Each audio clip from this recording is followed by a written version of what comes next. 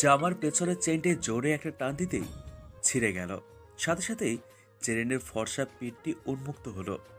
হাত পা এবং মুখ বাঁধা থাকায় জেরিন কিছুই করতে পারছিল না, শুধু চোখের জল ফেলা ছাড়া। পা পর্যন্ত লম্বা একটা কালো কোট হাতে, কালো মোজা, মুখে মাস্ক এবং মাথায় লম্বা একটা হ্যাট। বোঝার কোনো উপায় নেই কে এমন করছে জেরিনের সাথে। একটু পর জেরিনের পিঠে একটা সুচ দিয়ে আঁচড় দিল। সাথে সাথেই পিঠ কেটে গিয়ে রক্ত পড়তে শুরু করলো। জেরিন সহ্য করতে পারছে না, আবার কিছু বলতেও পারছে না।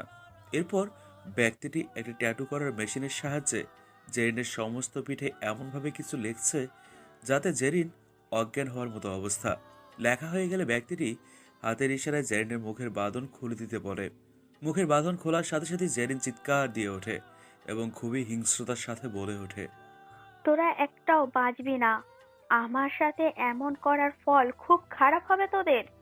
আমার বাপি তোদের এক টাকাও ছাড়বে না, বলে দিলাম।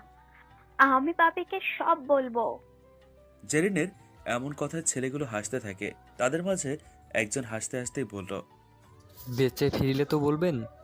একটা ডেভিল হাসি হাসি দেয় সবাই।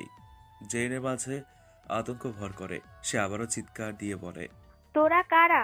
কি চাস আমার থেকে? আমি তোদের কি ক্ষতি করেছি? আমায় যেতে দে তোরা, প্লিজ। আবারও ছেলেটি বলতে থাকে। ম্যাডাম, আপনি কি করেছেন তা না হয় ওপারে গিয়েই শুনবেন, কেমন? আবারও জেরিনের মুখ বেঁধে দেয়। সব ছেলেরা মিলে জেরিনকে ধরে গাড়িতে ওঠায়। কালো কোট পরা ব্যক্তিটি শুধু ইশারা করে জেরিনকে নিয়ে যাওয়ার। ছেলেগুলো তার কথা মতো কাজ করে। ওরা গাড়ি নিয়ে চলে যাওয়ার পর কালো কোট পরা ব্যক্তিটির ঠোঁটের কোণে এক চিলতে হাসি ফুটে ওঠে। আজ তৃতীয়বারের মতো একই স্টেশনের পাশের ব্রিজটার নিচে আরেকটি লাশ পাওয়া গেল। লাশটি দেখেই বোঝা যাচ্ছে খুব টর্চার করার পর ব্রিজের ওপর থেকে ফেলে দিয়ে খুন করা হয়েছে। লাশটিকে ভালোভাবে সার্চ করে দেখা গেল সেই একই চিহ্ন যা এর আগের দুটো লাশে পাওয়া গিয়েছিল। পুলিশ বুঝতে পারলো একই ব্যক্তির কাজ এটা, তবে এটা বুঝতে পারলো না কে করেছে এমন। এই উফ, মেরে দিল রে আম্মু। গাড়ির সাথে ধাক্কা খেয়ে মিহু বসে বিলাপ করছে। এই শালা, তোর গাড়ি নিয়ে ভার্সিটির মাঠে আসার স্বাদ মিটিয়ে ছেড়ে দিব। আমায় তো মেরেই ফেলছিলি। তোকে তো খুন করা লাগে। ওই হারামজাদা, বাইর হ গাড়ি থেকে। মিহুর কথা শুনেও গাড়ি থেকে কারো বের হওয়ার নাম নেই। তার উপর গাড়ি একটু ব্যাগে নিয়ে মিহুর পাশ কেটে চলে গেল। মিহুর দেমাগ এতেই চটে গেল। ধুলো ঝাড়তে ঝাড়তে গাড়িতে থাকা ব্যক্তিটিকে ভীষণ বকতে থাকলো সে। ক্যান্টিনে পৌঁছে মিহু দেখতে পেল তিথি, পিয়াস, চৈতি, বিপুল সবাই বসে আড্ডা দিচ্ছে। ওদের আড্ডা দিতে দেখে মিহুর রাগ যেন সপ্তম আকাশে পৌঁছে গেল।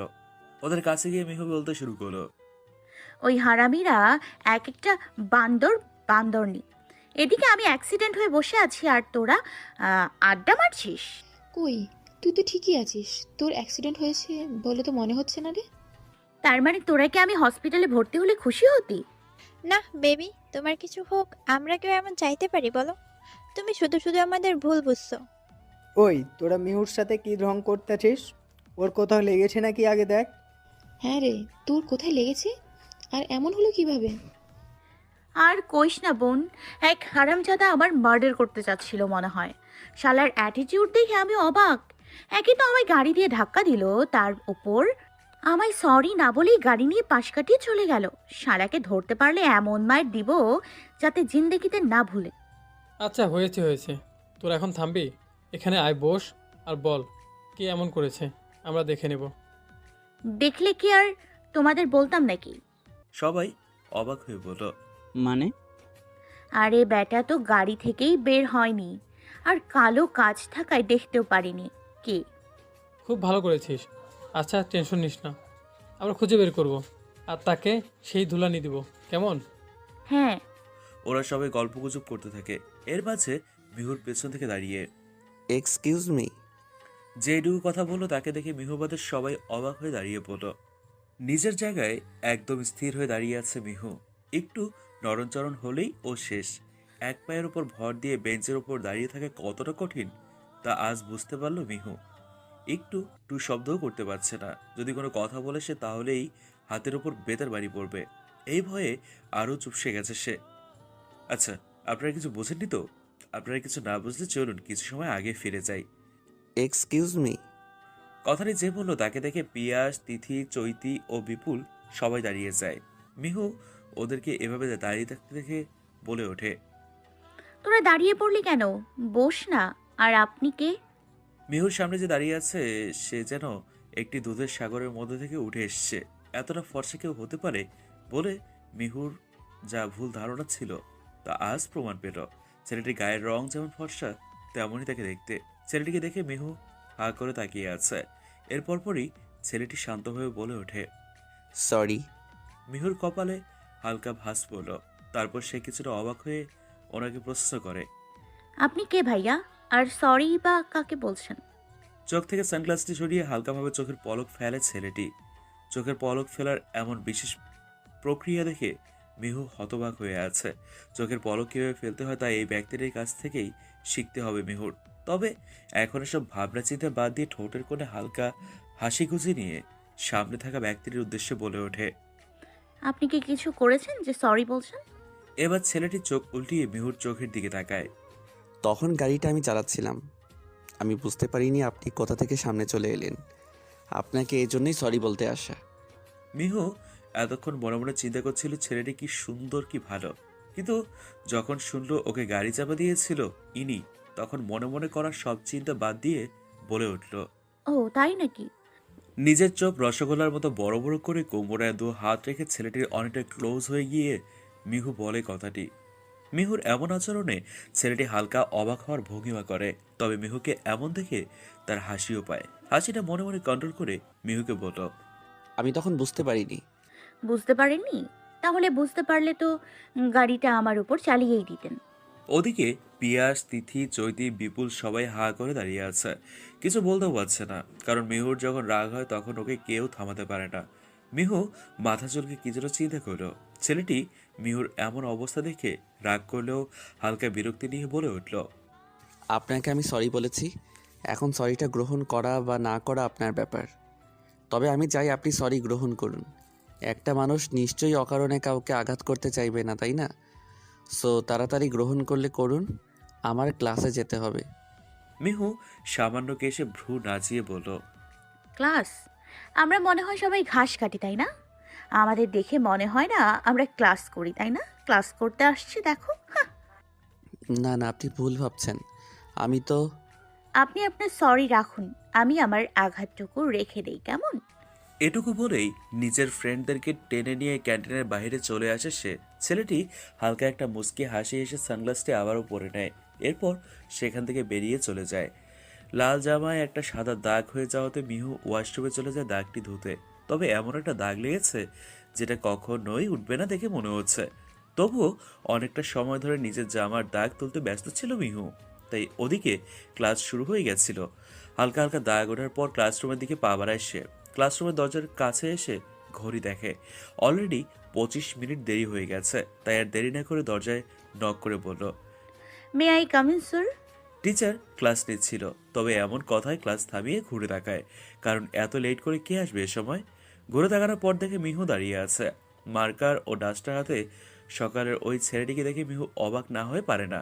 অতটাও অবাক হয় না এখন সে, কারণ এই টিচারের সাথে খারাপ বিহেভ করা হয়েছে। আর এখন সে মিহুকে কি শাস্তি দিতে পারে তা নিয়েই ভাবছে। Please come in. টিচার বলে ওঠে। মিহু এটা শুনে খুব খুশি হয়। তো দেরি না করে রুমে ঢুকে নিজের ফ্রেন্ডদের কাছে গিয়ে একটা সিটে বসতে নেয়। অমনি স্যার বলে ওঠে, ওয়েট ওয়েট, আপনি সিটে বসবেন না? মানে? তাহলে কোথায় বসবো স্যার? এই বেঞ্চের উপর এক পা উঠুন এবং এক পা উঁচু করে কান ধরে দাঁড়িয়ে থাকুন। স্যারের এমন কথায় মিহুর মুখটা কাদো কাদো হয়ে যায়। মনে মনে স্যারকে হজারটা গলি দিয়ে বেঞ্চে উঠে দাঁড়ায় সে। এখন ওদের সেই স্যারও তখন ক্লাস নিতে শুরু করে। এবারে তিনি স্টেজে গিয়ে ক্লাস না নিয়ে মিহুর সামনে দাঁড়িয়ে দাঁড়িয়ে লেকচার দিতে শুরু করেন। এরই মাঝে মিহুর পা নড়তে শুরু করে এবং দেখা যায় এক পর্যায়ে মিহু পড়ে যেতে। মিহুর কোমর শক্ত করে ধরিয়ে আছে একজন। কোমর এমনভাবে জড়িয়ে ধরায় ওর খুব কাতুকুতু লাগছে। বেঞ্চের উপর থেকে পড়ে যাওয়ার সময় আল্লাহর নাম নিয়ে হাত দিয়ে সেই যে চোখ বন্ধ করে আছে সে, চোখ খোলার নামই নেই। ওদিকে বারবার ইচ্ছে করে কেউ মিহুর কোমরে চিমটি কাটছে। কেউ সারা শরীরে আষ্টে পৃষ্ঠে জড়িয়ে ধরতে চাইছে।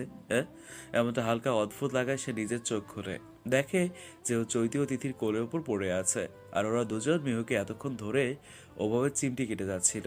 সামনে থাকা স্যার ও তিথি চৈতির দিকে অগ্নি দৃষ্টিতে দেখছে। মিহু ওদের কোলে আর পড়ে না থেকে উঠে দাঁড়ালো। স্যার মিহুর দিকে তাকিয়ে খুবই শান্ত গলায় বলে উঠল, now you can sit down. Mihu স্যারের কথা মতো বসতে নিলেই ক্লাস আওয়ারের ঘন্টা বাজলো। স্যার সব স্টুডেন্টসদের বিদায় জানিয়ে চলে গেল। স্যারের যাওয়ার সাথে সাথে ধ্রাম করে বেঞ্চে বসে বলে মিহু। খুবই উৎফুল্লতা নিয়ে মিহুকে একে একে নানান প্রশ্ন করতে থাকে তিথি ও চৈতি। মিহু বা চোখের ভ্রু নাচিয়ে ওদেরকে পাল্টা প্রশ্ন করে। আচ্ছা, এই স্যারটা কে রে? নতুন নাকি? চৈতি মুখে একটা চিন্তার ছাপ নিয়ে বলল। নতুন নয়, তবে পুরাতনও নয়। কথাটি শুনে চৈতির কথায় মিহু আরেকটু মনোযোগী হয় এবং কপাল কুঁচকে বলল, মানে?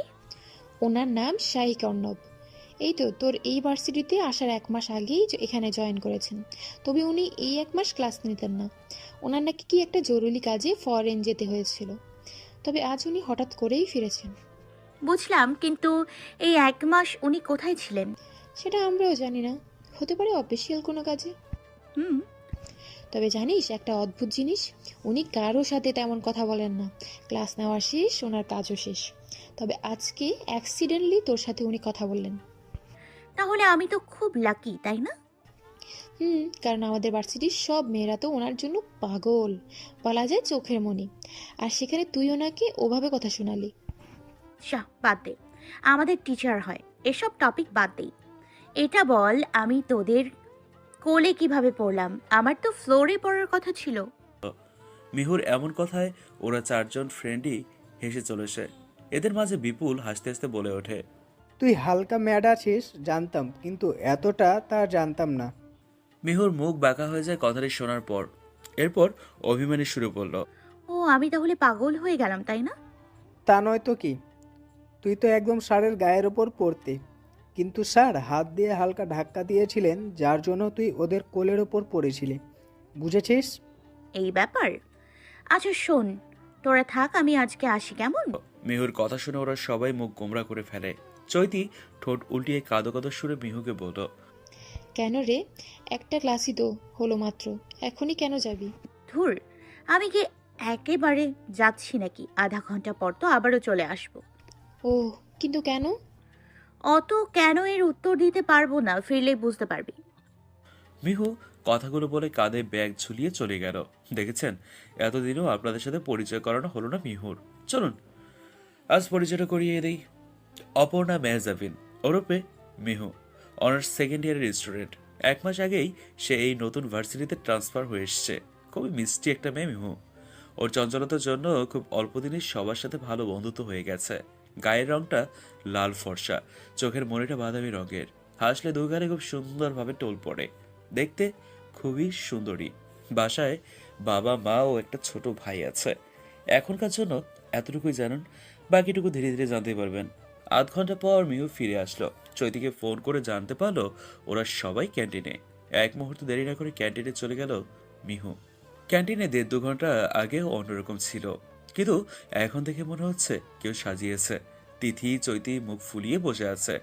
ওদিকে মিহু পেছন দিকে এসে চৈতির চোখ ধরে ফেলল। চৈতি বারবার কাতরাচ্ছে চোখ ছাড়ানোর জন্য, তবুও মিহু ওকে ছাড়ছে না। 5 মিনিট পর ওর চোখ ছেড়ে দিল মিহু। চৈতির চোখ খোলার সাথে সাথেই ওর ফ্রেন্ডরা সহ ক্যান্টিনে থাকা সবাই একসাথে বলে উঠল, হ্যাপি বার্থডে টু ইউ সাথে। এমন কিছুর কথা চৈতি কল্পনাতেও কল্পনা করেনি। সবাই মিলে এভাবে ওকে সারপ্রাইজ দেবে, এটা ভেবেই ওর চোখে জল চলে এলো। টেবিলের ওপর থাকা কেক পাশে থাকা চাকু দিয়ে 5 জনে মিলে কাটলো। এরপর আপনারাও জানেন কি হয়, মানে কেক মাখামাখি। বিকেলে 5 জন একসাথে একটা রেস্টুরেন্টে ঢুকলো এবং আজকে চৈতি ওদের ট্রিট দিল। সারাটা দিন অনেকটা মজা করে যে যার বাসায় চলে আসলো ওরা। রাত্রি 2টো বাজতে চলেছে। একটা ছেলে রাতভর বাড়ি থেকে বাড়ি ফিরছে, এক হাতে টর্চ এবং এক হাতে মোবাইল ফোন। রিক্সাওয়ালা এত রাতে গলির ভিতর ঢুকতে পারবে না বলেছিল, তাই মেইন রোডের পাশেই ছেলেটিকে নামিয়ে দেয়। এখন গলিটা শুনশান হওয়ারই কথা। রাত যেখানে 2টো বাজে। ছেলেটি শান্ত পায়ে হেঁটে যাচ্ছে বাড়ির পথে। মনোযোগটা মোবাইলের উপর থাকায় কিছু মনে করছে না সে, কারণ কেউ একজন তাকে ফলো করছে সেটা সে টের পাচ্ছে না। ফোন টিপতে টিপতে ছেলেটি কিছু একটার সাথে হোঁচট খেয়ে পড়ে গেল। সাথে সাথেই একটা অশ্রাব্য ভাষায় গালি দিল সে। দেখলো একটা ইট উঁচু হয়ে আছে। ইটের ওপর একটা লাথি মেরে এবার নিজের চলার পথে মনোযোগ দিল। ছেলেটি বুঝতে পারছে কেউ ওকে ফলো করছে। একটু দূর গিয়ে থেমে চারপাশে টর্চ ঘুরিয়ে দেখলো, না, কোথাও কেউ নেই। সে মনে করলো হয়তো মনেরই ভুল। যেতে যেতে একটা হাত ছেলেটির কাঁধে পড়লো। ছেলেটির যায় যায় অবস্থা, কারণ এত রাতে ওকে কে এভাবে ফলো করবে। সামনে থেকে যতটুকু ঘাড় ঘোরালে একজনকে দেখা যায়, ছেলেটিও ততটুকুই ঘাড় ঘোরালো এবং দেখলো সম্পূর্ণ কালোর সাজে একজন ওর দিকে মুখ করে আছে। মুখে একটা কালো মাস্ক থাকায় বোঝা যাচ্ছিল না মানুষটিকে। ছেলেটি এসব দেখে এক চিৎকার দিয়ে সেকেন্ডের মধ্যেই দৌড়ে পালালো এবং কালো ব্যক্তিটি রাস্তার পাশের দেয়ালে সজোরে লাথি মারলো এবং রাগে ফুঁসতে ফুঁসতে চলে গেল। সকাল হতে না হতেই মিহুর মোবাইলে একটা মেসেজ আসে। মেসেজটা দেখে মিহু এক মুহূর্ত দেরি করে না। কাঁধে ব্যাগ ঝুলিয়ে বাসার সবাইকে বিদায় দিয়ে কোনো এক উদ্দেশ্যে বেরিয়ে পড়ে। সমস্ত রুমে ধোয়া। মিহু ও বিপুল কাশতে কাশতে রুমে ঢুকে। রুমে সিগারেটের ধোয়ার পরিমাণ এতই বেশি যে কিছুই দেখা পাওয়া মুশকিল। লাইট জ্বালিয়ে দিলে মিহু দেখতে পেল খাটের ওপর চিত হয়ে পড়ে আছে একজন। ওরা দুজনে তাড়াহুড়ো করে তাকে উল্টো দিকে ফেরায়। মিহু ও বিপুল দুজনেই অবাক হয়ে যায় পিয়াসের এমন অবস্থা দেখে। পিয়াসের ঠোঁটের এক কোণে হালকা রক্ত জমে আছে আর চোখের নিচের কালো দাগটা আরো স্পষ্ট হয়ে উঠেছে। দেখেই বোঝা যাচ্ছে সারা রাত ঘুমায়নি। একা বাসায় থাকায় কেয়ার করার মতো কেউ নেই, শুধু একটা বুয়া আছে যে রান্না করে দিয়ে চলে যায়। মিহু ও বিপুল মিলে পিয়াসকে ধরে গাড়িতে করে হসপিটালে নিয়ে গেল।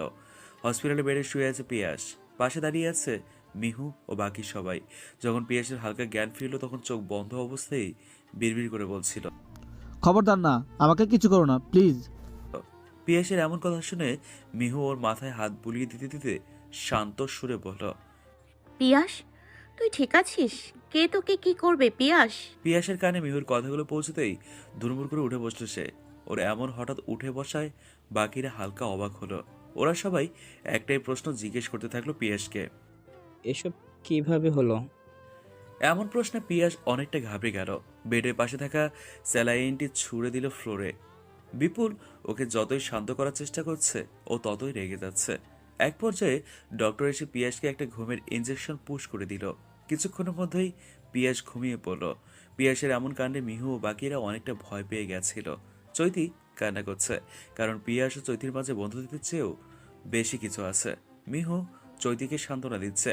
বিকালের দিকে ওরা পিয়াসকে নিয়ে বাসায় যায়। পিয়াস খুব একটা কথা বলে না ওদের সাথে।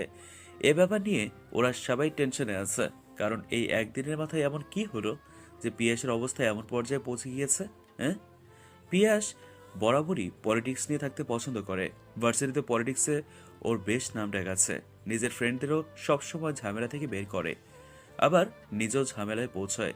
সন্ধ্যার দিকে মিহু, চৈতি, তিথি ও বিপুল পিয়াসের কাছ থেকে বিদায় নিয়ে চলে আসে। রাত 8টা। একটা সুবিশাল বাংলোবারের বিশাল ডাইনিং টেবিলে বিভিন্ন রকম খাবার সাজানো রয়েছে। যিনি খাবারগুলো খাবেন তার জন্য ডাইনিং এরিয়ার পাশেই রয়েছে 4 জন সার্ভেন্ট। কিছুক্ষণ পর সিঁড়ি বেয়ে একজন নেমে এলো। তার আসার সাথে সাথেই সব সার্ভেন্ট একে একে নিজের কাজ করতে লাগলো। কেউ খাবার এগিয়ে দেয়া, কেউ গ্লাস এগিয়ে দেয়া, কেউ মুখ মুছে দেয়া, আবার কেউ হাত ধুয়ে দেয়া। এত সুখ খুব ভাগ্য করে পায় মানুষ। এত সুখ থাকার পরেও এই মানুষটি প্রতি রাতে নিজের অন্তরালে চোখের জল ফেলে। কিছু কষ্ট বুকে নিয়ে বেঁচে থাকা কঠিন, তবুও মানুষটি আজও বেঁচে আছে। কোনো কিছুর প্রতীক্ষায়, কোনো কিছুর জিতে, নয়তো কারো থেকে কিছু ছিনিয়ে নিতে। নিজের স্কুটি নিয়ে ভার্সিটির উদ্দেশ্যে রওনা দেয় মিহু। মিহুর স্কুটিটা পিঙ্ক কালারের এবং সে তার এই স্কুটিটা প্রচণ্ড ভালোবাসে। স্কুটিতে কেউ হালকা দাগ দিলেই মিহু রেগে যায়। তাহলে যদি সেটার সামনে লাইট কেউ ভেঙে দেয় তার কী অবস্থা হতে পারে বলে আপনাদের মনে হয়? স্কুটি চালাচ্ছে আর গুনগুন করে গান গাইছে। এর মাঝেই একটা বয়স্ক লোককে দেখে মিহুর চোখ আটকে যায় সেখানে। এতে সামনে কি আছে তা খেয়াল না করে গাড়ি চালাতে থাকে। ওদিকে একজন নিজের গাড়ির সাথে ধাক্কা দেয় মিহুকে। ধাক্কাটা আসতে লাগায় নিজেকে সামলে নেয় মিহু। তবে ওর ফেভারিট স্কুটির সামনে লাইটের কাজ ফেটে গুরু গুরু হয়ে যায়। তা দেখে মিহু নিজের স্কুটি থেকে নেমে কান্না করা শুরু করে দেয়। এরপর নিজের ব্যাগ থেকে পানি ভর্তি বোতলটা বের করে এবং গিয়ে দেয় গাড়ির সামনের কাচের উপর এক বাড়ি, যার ফলে গাড়ির সামনের কাচটা না ভাঙলেও অনেকটা ফেটে যায়। গাড়িতে থাকা লোকটি মিহুর এমন ব্যবহারে রেগে বেরিয়ে আসে। মিহু একটা কালো থ্রি পিস পরেছে, চুলগুলো বিনুনি করা, কাঁধে ব্যাগ ঝোলানো। মিহুকে দেখতে যতটা সাদাসিধে মনে হবে ও ততটাই চালাক। যাই হোক, এখন আসল কথায় আসি। লোকটি গাড়ি থেকে বেরিয়ে বলল, ওই মেয়ে, তুমি আমার গাড়ির কাজ কেন ভাঙলে? আপনি আমার স্কুটির সামনের লাইট কেন ভাঙলেন, আগে সেটা বলুন। আউপিস, তোমার গাড়ির সিট আমি ভাঙবো কেন? এটা তো আমার গাড়ি থেকে লেগে ভেঙেছে, আমি তো ভাঙিনি। ও তাই নাকি? আমিও তো আপনার গাড়ির কাজ ভাঙিনি, আমার এই বোতলটা পড়ে ভেঙে গেছে। ওই মেয়ে, মুখে মুখে তর্ক করা তো ভালোই শিখেছো দেখছি। বাবা মা কি শিক্ষা দেয়নি? এর পরপরই ছেলেটির গালে ঠাস করে একটা থাপ্পড় পড়ে। আসলে কি, মিহু ওর বাবা মাকে প্রচুর ভালোবাসে। বাবা মা সম্বন্ধে কেউ কিছু বললে মিহুর মাথা গরম হয়ে যায়। তবে আজ পর্যন্ত মিহুর বাড়ির আশেপাশের লোকজন জানে মিহু ওর বাবা মাকে নিয়ে ততটা আধিক্যতা করে না, যতটা ভালোবাসা মানুষের কাছে বলে বেড়ায়। থাপ্পড়টা গালে পড়তে ছেলেটি আর এক মুহূর্ত দেরি করে না। বড় পাবলিকের মাঝে একটা মেয়ের হাতে থাপ্পড় না খাওয়ার চেয়ে গাড়ি নিয়ে চলে যাওয়াটাই শ্রেয় মনে করে ছেলেটি চলে যাওয়ার পর মিহু রাগে ফুঁসতে ফুঁসতে স্কুটি নিয়ে ভার্সিটি চলে আসে। ভার্সিটি পৌঁছে তিথির কাছে জানতে পারে পিয়াস কিছুদিন ভার্সিটিতে আসবে না। মিহু এ বিষয়ে আর খুব একটা জোর দেয় না, কারণ সে জানে পিয়াসের শরীর ঠিক হলে এমনি আসবে। কিছুক্ষণ পর একজন পিয়ন এসে মিহুকে জানায় অর্ণব তাকে ডেকে পাঠিয়েছে। মিহু জানায় তিথি সাথে আসলে হবে নাকি। পিয়ন বলে মিহুকে একাই ডেকেছেন। তিথিও কিছুটা অবাক হয় যে স্যার কারোর সাথে কথা বলে না ঠিকমতো, আর সে মিহুকে একা ডাকে পাঠিয়েছে। অদ্ভুত। তিথিকে ক্যান্টিনে বসিয়ে পিয়নের সাথে চলে যায় অর্ণবের রুমে। সেখানে মিহুকে পৌঁছে দিয়ে পিয়ন চলে যায় মিহুর সরু দৃষ্টির সামনে বসে থাকা অর্ণবের ওপর। অর্ণব মিহুর দিকে তীক্ষ্ণ দৃষ্টিতে তাকিয়ে আছে। আস্তে আস্তে অর্ণব চেয়ার থেকে উঠে দাঁড়ায়। পেন স্ট্যান্ড থেকে একটা পেন্সিল তুলে নিয়ে মিহুর দিকে এগোতে থাকে তিনি। মিহুর কপাল কুঁচকে যায়। মিহুকে এভাবে দেখে অর্ণবের ঠোঁটের কোণে হালকা হাসি ভেসে ওঠে। মিহু পেঁচাতে পেঁচাতে দেয়ালের সাথে ঠেকে যায় এবং অর্ণব এতক্ষণে মিহুর আরও কাজ হাতে থাকা পেন্সিলের মাথা দিয়ে মিহুর গালে স্লাইড করে অর্ণব। এতে মিহু খানিকটা ভয় পেয়ে যায়। একটু ভারী কণ্ঠে বলল, কি করছেন এসব স্যার? মিহুর এই অবস্থা দেখে অর্ণব হো হো করে হেসে দেয়। অর্ণবকে দেখে মিহুর মনে হচ্ছে সে কোনো জোকস বলেছে, তাই কপাল কুঁচকে আবারও জিজ্ঞেস করে, আপনি হাসছেন কেন স্যার? আমি কি এমন বললাম, আর আমাকে এভাবেই বা ডাকার কারণ কি? অর্ণব নিজের হাসি থামানোর চেষ্টা করে শার্টের হাতা কনুই পর্যন্ত গোটাতে গোটাতে বলল, তোমার নাম তো মেহজাবিন, তাই না? সন্দেহের দৃষ্টিতে অর্ণবের দিকে তাকিয়ে বলল, হ্যাঁ, কিন্তু কেন স্যার? এবারের বসন্ত উৎসবে প্রিন্সিপাল সব অ্যারেঞ্জমেন্ট করার দায়িত্ব আমার উপর দিয়েছেন। সাজানো সম্বন্ধে আমার তেমন কোনো ধারণা নেই, আর আমি খোঁজ নিয়ে জানতে পারলাম আর কোনো কিছু সাজানো এসব কিছু সম্পর্কে তুমি অনেকটা ভালো জানো। তাই এখন এসব সাজানো গোছানো সব কিছুর ব্যাপারে তুমি আমায় হেল্প করবা। কিন্তু স্যার, এসব করার জন্য তো সিনিয়ররাও রয়েছে, তাহলে আমি কেন? প্রিন্সিপাল স্যার বলে দিয়েছেন হেল্প নিলে অনলি জুনিয়রদের হেল্পই নিতে হবে। স্যার, এসব করতে তো সারাদিন ইউনিভার্সিটিতে থাকতে হবে, তাহলে? সো হোয়াট, তুমি কি বাড়িতে নিজের হাজবেন্ড আর বাচ্চা কাচ্চা রেখে আসছো? এমন কথা শুনে মিহুর ভ্রু কুঁচকে যায় এবং বিড়বিড় করে বলল, এ নাকি কথা বলতে জানে না, ঝামেলায় ফেলে দিয়ে চ্যাটাং চ্যাটাং কথা বলছে। কথাগুলো অর্ণবের কান অবধি পৌঁছায় না। কিছু বললে? না স্যার, কি বলবো। বৈদ্যরাস্তা, কবে থেকে এসব কিছুর প্রস্তুতি নিতে হবে? সেটা পরে বলবো, এখন তুমি যেতে পারো। মিহু মনে মনে ভাবছে, নিজেই সেদে সেদে ডেকে নিয়ে এসে এখন কেমন দূর দূর করে তাড়িয়ে দিচ্ছে। কি হলো, দাঁড়িয়ে আছো যে? যাও। মনে মনে হাজারটা গালাগাল দিতে দিতে মিহু বেরিয়ে চলে আসে। তিথির সাথে বিকেলে হালকা শপিং করতে বেরিয়েছে মিহু। আসলে বসন্ত উৎসবের জন্যই সবাই শপিং করছে এবং তাদেরও শপিং করতে বের হওয়া। তিথি নিজের জন্য কুর্তি ও টপস চয়েস করছিল ও পাশেই মিহু ওকে ভালো মন্দের জাজমেন্ট দিচ্ছিল। কিছু একটা কারণে মিহু পাশে তাকাতে খেয়াল করে একটা মেয়ে ওর দিকে একভাবে তাকিয়ে আছে। মিহু কিছু না ভেবে চোখ সরিয়ে নেয়। অন্যদিকে মেয়েটি এতদিন পর চিরচেন ওই মুখটি দেখে থ মেরে যায়। মেয়েটির মুখ থেকে একটা অস্পষ্ট শব্দ বেরিয়ে আসে। মিহু ও তিথির কাজ শেষ হয়ে গেলে ওখান থেকে অন্যদিকে হাঁটা দেয়। অচেনা মেয়েটি মিহু যাওয়ার পথের দিকে ছুটতে থাকে। মিহু নিজেও টের পায় ওকে কখন থেকে মেয়েটি ফলো করছে, তবুও কিচ্ছু বলে না। এভাবে থাকার পর একটা সময় গিয়ে মেয়েটি মিহুর সামনে এসে দাঁড়ায়। মিহুর চোখের দিকে তাকায় মেয়েটিও। এরপর ব্রুগুসকে মিহুকে হালকা ছুঁয়ে দিয়ে হাসি মুখে বলে, তো এখানে? তিথি ও মিহু মেয়েটির কথা শুনে একে অপরের দিকে তাকায়। এরপর একটু হাসার চেষ্টা করে তিথি বলে ওঠে, এক্সকিউজ মি, অর্নিকে? তিথির কথায় মেয়েটি প্রচুর অবাক হয়, কারণ মিহুর চেহারাটা এমন একটা চেহারা যা ভোলার মতো নয়। মেয়েটি আবারও মিহুকে প্রশ্ন করে, আমায় চিনতে পারছিস না? ভুলে গেছিস আমায়? আর তুই এখানে কিভাবে আসলি? এতদিনই বা কোথায় উধাও হয়ে গেছিলি তুই? মিহু এবার মুখ খুলে, হোয়াট? ওয়েট ওয়েট, আমাকে কথা বলার সুযোগ দিন। আপনি কে? আমরা কি একে অপরকে চিনি? আর এই অর্নিটাই বা কে? তোর কি কিছুই মনে নেই? আপনাকে চিনলে তো মনে থাকবে। আপনি কে? এটুকু বলেই থামে মেয়েটি।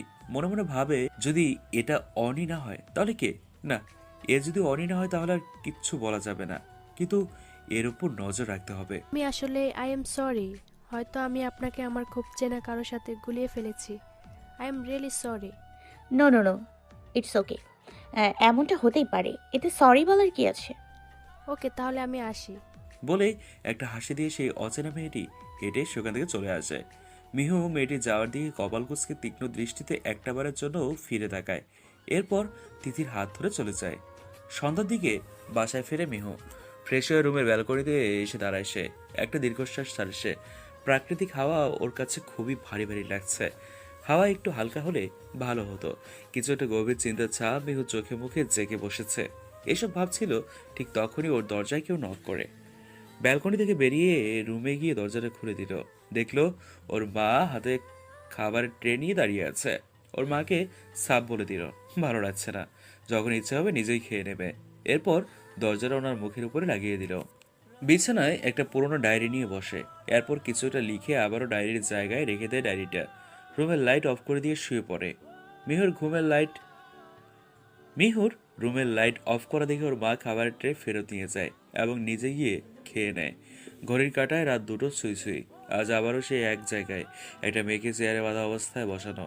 তার পাশে 2-1টি ছেলেরা আছে এবং মেয়েটির সামনে সে কালো কোট পরা ব্যক্তিটি। তবে আজ তার মুখে মাস্ক নেই। চেয়ারে বসে থাকা মেয়েটি কালো কোট পরা মানুষটির চোখে ভয়ার্থ দৃষ্টিতে তাকিয়ে আছে। ওই মানুষটার চোখ দেখে মেয়েটির গলা শুকিয়ে আসছে। টেবিলের উপর থাকা ট্যাটু মেশিনটি হাতে নিয়ে মেয়েটির পিঠে সেই একই চিহ্ন আঁকতে লাগলো।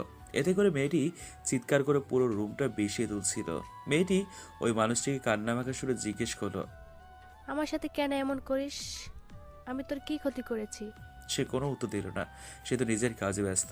মেয়েটি চিৎকার করে বলে উঠল, আমাকে প্লিজ মারিস না অর্নি, প্লিজ, তোর কাছে হাত জোর করে অনুরোধ, আমায় মারিস না। পাশ থেকে একটা ছেলে ডেভিল হাসি দিয়ে বলে উঠল, আপনাকে ছেড়েও তো দেয়া যায় না, তাই না? হতে পারে। মেয়েটি কাতরাচ্ছে। তবুও সেই কান্না ভরা আওয়াজ অর্নির কান পর্যন্ত পৌঁছাচ্ছে না। এই অর্নিটাকে সেটা না হয় পরে জানবেন কেমন। একটা ঘুমের ইঞ্জেকশন মেয়েটির শরীরে পুশ করে দেওয়া হয় যাতে মেয়েটি ঘুমিয়ে পড়ে। এরপর মাথার পেছনের অংশে একটা ভারী বস্তু দিয়ে আঘাত করা হয়। এমনভাবে আঘাত করা হয় যেটা করলে মেয়েটা মারা যাবে না, তবে সব কিছু ভুলে যাবে। এরপর অনি নামের সেই কালো কোট পরা মানুষটি পাশে থাকা ছেলেদের বলে মেয়েটিকে হসপিটালে নিয়ে যেতে। ছেলেগুলো অর্নির কথা মতো মেয়েটিকে তাড়াতাড়ি নিয়ে যায়। সবাই চলে গেলে শরীর মুড়িয়ে রাখা লম্বা কোটখাটা খুলে পাশে থাকা চেয়ারের উপর ছুঁড়ে মারে। মাথার কালো টুপিটা খুলে লম্বা সিল্কি চুলগুলো পিঠ অব্দি ছড়িয়ে দেয় এবং চোখের কোণায় জমে থাকা 1 ফোঁটা জল বাঁ হাতের অনামিকা আঙুল দিয়ে মুছে নেয়। চেহারার একটা প্রশান্তি ও কষ্টে উভয়ে ছাপ নিয়ে সেখান থেকে বেরিয়ে আসে সে। সকালে উঠে মোবাইলের রিংটোনের আওয়াজে মিহুর মেজাজ চরমে উঠে যায়। রেগে গিয়ে মোবাইলটা এক আছাড় মারে। দেয়ালের সাথে লেগে একদম ভেঙে যায় ফোনটা। এরপর বালিশে আবারও মুখ গুজে দেয় মিহু। কিছুক্ষণ পর দরজায় প্রচণ্ড করোনার আওয়াজ পায় সে। এক লাফে বিছানায় উঠে বসে রাগের সমস্ত বালিশ মেঝেতে ফেলে দেয়। এরপর একটা ছোট্ট বালিশ হাতে নিয়ে দরজার কাছে আসে। দরজা খুলতে ওপাশে থাকা ব্যক্তিটির মুখের উপর বালিশটি ছুঁড়ে মারে মিহু। মুখের বালিশটি সরিয়ে তিথি অগ্নি দৃষ্টি নিক্ষেপ করলো মিহুর দিকে। বালিশটি দিয়ে মিহুর গায়ে আচ্ছা মতো মারা শুরু করলো সে। যদিও মারগুলো লাগছে না, তাও তিথি অমন করছে, কারণ বালিশটি সোজা ও নাকে লাগায় অনেকটা ব্যথা পেয়েছে আর বারবার শুধু হাসি দিচ্ছে। মিহু এবার তিথির হাত থেকে বালিশটা কেড়ে নিয়ে রাগী গলায় বলল, হ্যাঁ রে, সাত সকালে কি পেয়েছিস? আমায় ঘুমোতে দিবি না নাকি? সাত সকাল তাই না? ঘড়িতে দেখ কয়টা বাজে। মিহু ঘড়ির দিকে তাকিয়ে দেখে 9টা বাজে, ক্লাস 11টা আজকে। তাই খুব আরাম করে ঘুমাচ্ছিল সে। আর তিথি এসে ওর ঘুমের 12টা বাজিয়ে দিল। রাগে জলজল করতে থাকা চোখে তিথির দিকে তাকিয়ে বলল, তোর কি চোখ কানা হয়ে গেছে? বাজে সকাল 9টা আর তুই এসছিস সবাই জাগাতে। ও তাই না? আচ্ছা তোর ফোন চেক কর তো। ফোন চেক করে কি হবে? হ্যাঁ, কি আবার হবে? অর্ণব স্যার কল দিয়েছিল, ধরিসনি কেন? মিহুর চোখ ছানাবড়া হয়ে গেল। তিথির কথা শুনে মিহু তার ফোন চেক করতে যাবে, কিন্তু ফোন খুঁজে পায় না। ওদিকে তিথি দেখলো মেঝেতে মিহুর ফোন ভেঙে গুঁড়ো গুঁড়ো হয়ে আছে। মিহুর মাথার পেছন থেকে হালকা একটা বাড়ি মেরে তিথি বলল, ওই হারামি, এখানে নিজের ফোন ভেঙে আবার কোথায় খুঁজছিস? ও আল্লাহ, মোবাইল ভাঙলো কিভাবে? হয়েছে হয়েছে, এত নাকামি করতে হবে না। নিজেই ভেঙে এখন নিজেই কান্না করছে। আজব মাইরি। তুই বেশি কথা বলিস না। আচ্ছা শোন, বসন্তের ইভেন্টের সমস্ত আয়োজন শেষ না হওয়া পর্যন্ত স্যার তোকে সহ আমাদের 4জনকে সকাল সকাল ভার্সিটি পৌঁছাতে বলেছে। কেন কেন এত সকাল সকাল কি করতে যাবো রে? ইটিস পিটিস নাকি? আরে ধুর, এসব দায়িত্ব পালন তো করতেই হবে। তার উপর স্যারের কড়া নির্দেশ, আমাদের একটা ক্লাসও মিস করা যাবে না। তাই সকাল সকাল সব কাজ শেষ করে ক্লাস অ্যাটেন্ড করতে হবে সকলকে। ও বুঝলাম। কিছু বুঝিসনি? যা গিয়ে রেডি হ। ও হ্যাঁ, আচ্ছা তুই 2 মিনিট ওয়েট কর, আমি 10 মিনিটে রেডি হয়ে আসছি, কেমন? তিথি মাথায় হাত দিয়ে বিছানায় বসে পড়ল। একটা white long kurti, blue jeans ও ব্লু কালারের ওড়না, সাথে গোল্ডেন কালারের ফিতার ঘড়ি। চুলগুলো বিরুনি করা, কপালের সামনে থাকা ছোট ছোট চুলগুলো খুব সুন্দরভাবে হাঁটার তালে তালে উঠছে। নিজের পায়ের দিকে তাকিয়ে হাঁটার গতি অনুসরণ করছে মিহু। তিথি ওর হাত ধরে থাকায় উপরে না তাকিয়েও হাঁটতে পারছে সে। সামনে স্যারকে দাঁড়িয়ে থাকা দেখে মিহুর হাতটা ছেড়ে দেয় তিথি। মিহুর তো সেদিকে খেয়ালই নেই, সে তার পায়ের দিকে তাকিয়ে হেঁটেই চলেছে।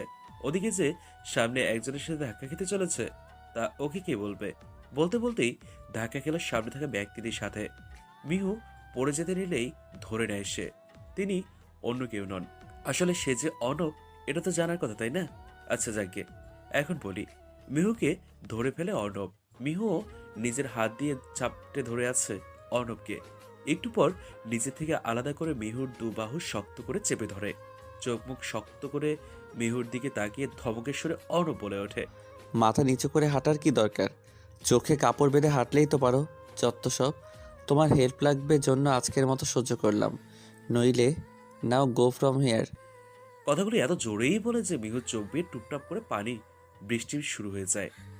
অর্ণবের কাছ থেকে নিজেকে ছাড়িয়ে দৌড়ে চলে যায় গার্লস কমন রুমে। মিহুর চোখে জল দেখে অর্ণবের মনে কিছুটা খারাপ লাগলেও এই খারাপ লাগাটাকে মনের মাঝে ছাপ ফেলতে দেয় না সে। তাই ঘড়িটা একবার দেখে নিয়ে নিজের কাজের জন্য অন্যদিকে হাঁটা দেয় সে। জামার ডান হাতের কাঁধের অংশটুকু অনেকটা ছিঁড়ে গেছে, কাঁধের ওই জায়গাটুকু লাল হয়ে গেছে কিছুটা। এটাই খুঁটিয়ে খুঁটিয়ে দেখছে মিহু। পাশাপাশি ওকে ওর বেস্টনে সান্ত্বনা দিচ্ছে। মিহু কাঁদতে কাঁদতে বলছে, এই কেমন টিচার রে? এভাবে আমায় কেউ কোনো দিন বকেনি, আর এই শালা স্যার আমায় এভাবে ধুয়ে দিল। বিপুল বলল, তোরও কি কম দোষ আসে নাকি? ওভাবে নিচে তাকিয়ে কেউ হাঁটে? মিহু কিছুটা অপরাধী সুরে মুখ গোমরা করেই বলল, তাও ঠিক। আচ্ছা চল এখন স্যারের কাছে যাই। হ্যাঁ রে, দমক খেয়ে মন ভরেনি, আবারও যেতে চাচ্ছিস স্যারের কাছে? তুই কি মনে করেছিস স্যার তোকে খুব ভালো ভাববে? তোরা গেলে আয়, আমি চললাম। বলে উঠে যায় মিহু। বাকিরা কোনো উপায় না পেয়ে মিহুর পিছু পিছু চলে যায়। অডিটোরিয়ামের মাঝখানে কোমরে 2 হাত দিয়ে চারপাশে দেখছে মিহু। কোনো কিছু সাজানো গোছানোর আগে সবকিছু পরখ করে নেওয়াটা ওর অভ্যাস। ইমাজিনেশনের পাওয়ারটা নাকি ওর অনেক বেশি। আর মিহু ওর কাজের আগে সবসময় এই ইমাজিনেশন অ্যাপ্লাই করে, এতে ওর কাজগুলো খুব গোছানোই হয়। অডিটোরিয়ামের গ্যালারিতে বসে অর্ণব তীক্ষ্ণ দৃষ্টিতে মিহুর দিকে তাকিয়ে আছে। অর্ণবের মনে মনে এটাই ভাবছে, এই মেয়েটা কেন সব বিষয়ে এত বেশি বেশি করে? হ্যাঁ, এতটা চঞ্চল কেউ হতে পারে তা মিহুকে দেখলেই বোঝা যায়। একবার ঘড়ি দেখছে তো একবার মিহুর দিকে দেখাচ্ছে। মিহু তার এই একই ঢঙ্গে দাঁড়িয়ে আছে। এভাবে দাঁড়িয়ে থাকতে থাকতে যখন প্রায় ক্লাস টাইম চলে এলো, তখন অর্ণবের রাগ সহ্যের সীমা ছাড়িয়ে গেল। এভাবে শুধু দাঁড়িয়ে থেকে মিহু কি পাচ্ছে সে জানে না, তবে মিহুকে এখন আচ্ছা মতো মার দিলে অর্ণবের গায়ের জ্বালা মিটত। সে ভাবছে, পাগল নাকি মেয়েটা? হ্যাঁ। হঠাৎ অর্ণবের স্টেজে উঠে মিহুকে টান দিয়ে নিজের একদম কাছে টেনে নেয়। অর্ণবের যখন রাগ অনেকটা বেড়ে যায়, সে তখন কাঁপা কাঁপা সুরে কথা বলে। নিজের রাগকে অর্ণব কখনো কখনো কন্ট্রোল করতেই পারে না এবং এরই মাঝে কোনো কোনো সময় ভুল করে বসে। মিহু অর্ণবের এতটা কাছাকাছি আসায় ভয় পেয়ে যায়। নিজের ভয়ের ছাপ মুখে প্রকাশ করে না সে। তোমার জন্য আজকে এতটা টাইম খরচ করে এখানে বসে আছি, আর তুমি কিনা কাজ করা বাদ রেখে দাঁড়িয়ে দাঁড়িয়ে দেখছো। আসলে তোমার থেকে হেল্পের কথা বলাই উচিত হয়নি আমার। রাগে কটপট করতে করতে বলল, স্যার আপনি আমায় ভুল বুঝছেন। আমি তো আর একটা কথাও নয়, এখন যা করার আমি করব। আমার কারো হেল্পের কোনো প্রয়োজন নেই। Got it? Now get lost. নিজের থেকে ধাক্কা দিয়ে সরিয়ে দিল মিহুকে। মিহু খানিকটা মন খারাপ করলেও কিছু একটা ভেবে একটা মুচকি হাসি দিয়ে বেরিয়ে গেল। অর্ণবের মনে হলো মিহুর এই মুচকি হাসির মাঝে এমন অনেক কথা আছে যা এই হাসিটা দিয়ে বলে গেল। তবে নিজের কাজ নিয়ে টেনশনে থাকায় এসব নিয়ে আর অত মাথা ঘামানো না সে। অর্ণব ভাবলো আজ কোনো মতেই এসব কাজ করা সম্ভব নয়, যা করার কাল সকালে করতে হবে আবার। এরপর সে অডিটরি টেবিলে রাখা কফির কাপটা হাতের হালকা ধাক্কায় গড়িয়ে পড়ল। এতে অর্ণবের কোলে থাকা ল্যাপটপের উপর অনেকটাই কফি পড়ে গেল। হকচকিয়ে ল্যাপটপ নিয়ে দাঁড়িয়ে পড়ল সে। ল্যাপটপের উপর অনেকটা কফি পড়ে যাওয়ায় তা অন হচ্ছিল না। এতে অর্ণব মাথায় হাত দিয়ে বসে পড়ল। ভার্সিটি বসন্ত উৎসবের জন্য রাত জেগে অনেক কষ্ট করে অডিটোরিয়াম সাজানোর প্ল্যান করছিল ল্যাপটপে। এখন যদি এই ল্যাপটপটাই নষ্ট হয়ে যায় তাহলে কি করা হবে? বেডের উপর থেকে নিজের চুল একটা একটা করে ছিঁড়তে ইচ্ছে করছে তার। টেবিলের উপর থাকা সমস্ত কাগজপত্র হাত দিয়ে টান মেরে ফেলে দিল সে। বিছানা থেকে মোবাইলটা হাতে তুলে নিয়ে একজনকে ফোন দিল। আজ বিকেলের মাঝে আমার সব রেডি যাই বলেই আবারও ফোনটা কেটে দিল। এছাড়া অর্ণবের কাছে আর কোনো উপায় নেই। কালকেই অনুষ্ঠান, এই উপায় ছাড়া কালকের মধ্যে কিছুই অ্যারেঞ্জমেন্ট করতে পারা যাবে না। কিন্তু ওদিকে যে বিহু ওর দলবল নিয়ে সবকিছু কমপ্লিট করছে তা ওনার জানা নেই। সকাল থেকে বিকেল হয়ে গেছে, মিহু ও তার দলবল নিয়ে সবকিছু সাজাচ্ছে গোছাচ্ছে। অর্ণবের ডাকা লোকজন এসেছিল, তবে মিহুই ওদের তাড়িয়ে দিয়েছে। সবকিছু গোছগাছ করা হয়ে গেলে পুরোটা অডিটোরিয়াম দেখতে অসাধারণ লাগছে। বাকি সব টুকটাক কাজ সেরে সন্ধ্যার দিকে ওরা সবাই বাড়ি ফেরে। অর্ণবকে এখন অনেকটাই রিল্যাক্স লাগছে। ভার্সিটিতে খোঁজ নিয়েছিল, কাজ শেষ এটা জানার পর আর অন্য কোনো খোঁজ নেয়নি, প্রয়োজনও মনে করেনি সে। কাজ করতে করতে হাত পা অবশ্যই পড়েছে মিহুর। বাসায় ফেরার পর শুধু ড্রেস চেঞ্জ করে সেই যে বিছানায় গাইলিয়ে দিয়েছে, আর ওঠেনি। খুব আরাম করে ঘুমাচ্ছে মিহু। তবে কাল যে ওর সাথে কি হতে চলেছে তাও নিজেও জানে না, কারণ যাই ঘটবে তা তো আমিই ঘটাবো। নীল রঙের একটা পাঞ্জাবি, সাদা গ্যাবারিং প্যান্ট এবং হাতে ঘড়ির বদলে একটা কালো ফিতা, চুলগুলো জেল দিয়ে সেট করা। সব মিলিয়ে অর্ণব আজকে সব মেয়েকে মেরেই ফেলবে নিজের লুক দিয়ে, এমন লাগছে। এমনিতেও ভার্সিটির প্রতিটা মেয়েই অর্ণব স্যার বলতে পাগল, কিন্তু অর্ণব স্যার কারোর সাথে সেরকম কথা না বলায় কোনো মেয়ে লাইন মারার চান্স পায় না বলেই চলে। সেখানে মিহু একমাত্র মেয়ে যাকে অর্ণবের অনেকটাই জেনুইন লেগেছিল, যে কারণে নিজে থেকে মিহুর সাথে হালকা কথা বলেছিল। মিহুর সাথে ভাব জমাতে নয়, আসলে এটা বুঝতে সবাই কেন রূপের পেছনে ছুটে নিজের ব্যক্তিত্বটা ছোট করে ফেলে। সে যাই হোক, মিহুর সাথে সেদিন হালকা মনোমালিন্য হওয়ায় খারাপ লাগলেও দুঃখ পাচ্ছিল। এটা একটা স্বাভাবিক ব্যাপার, তাই কিছু মনে করার নেই। গাড়ি থেকে নেমে যেই না একটু পা ফেলতে যাবে ঠিক তখনই ভার্সিটি বারান্দা ও মাঠের মাঝে অবস্থান করা সব মেয়েরা তাকে ঘিরে ধরে। কাছে এসে সবাই চিলেচিলি করাতে অর্ণবের ভীষণ রাগ তো হচ্ছেই, সাথে বিরক্তিরও হচ্ছে। রাগকে কন্ট্রোল করতে না পেরে সবার উদ্দেশ্যে জোরে একটা ধমক দিয়ে দেয়। সাথে সাথেই সবাই চুপ। মেয়েদের ভিড় থেকে খানিকটা দূরে দিয়ে একটা মেয়ে ওদের দিকে তাকাচ্ছিল। মাথায় একটা ফুলের টায়রা, বাসন্তী রঙের শাড়ি, হাতে সব রঙের মিশ্রণের রেশমি চুড়ি, কপালে ছোট্ট একটা কালো টিপ, ঠোঁটে হালকা লাল রঙের লিপস্টিক। সব মিলিয়ে যেন একটা স্বপ্নের রাজকুমারী হেঁটে যাচ্ছে। অর্ণবের খেয়াল সেদিকে হতেই যেন ভাষা হারিয়ে যায়। সে তো মিহু, তবে মিহুকে এই বাসন্তী রঙের শাড়িটাতে দেখতে দারুণ লাগছে। অর্ণবের কেন যেন মনে হচ্ছে ওর সবচেয়ে অপছন্দের রংটিও আজকে সে পারফেক্ট কাউকে পেয়েছে। অর্ণবের অপছন্দের রং বাসন্তী কেন যেন আজ খুবই ভালো লাগছে। মিহু শুধু এদিক ওদিক নজর বোলাচ্ছে।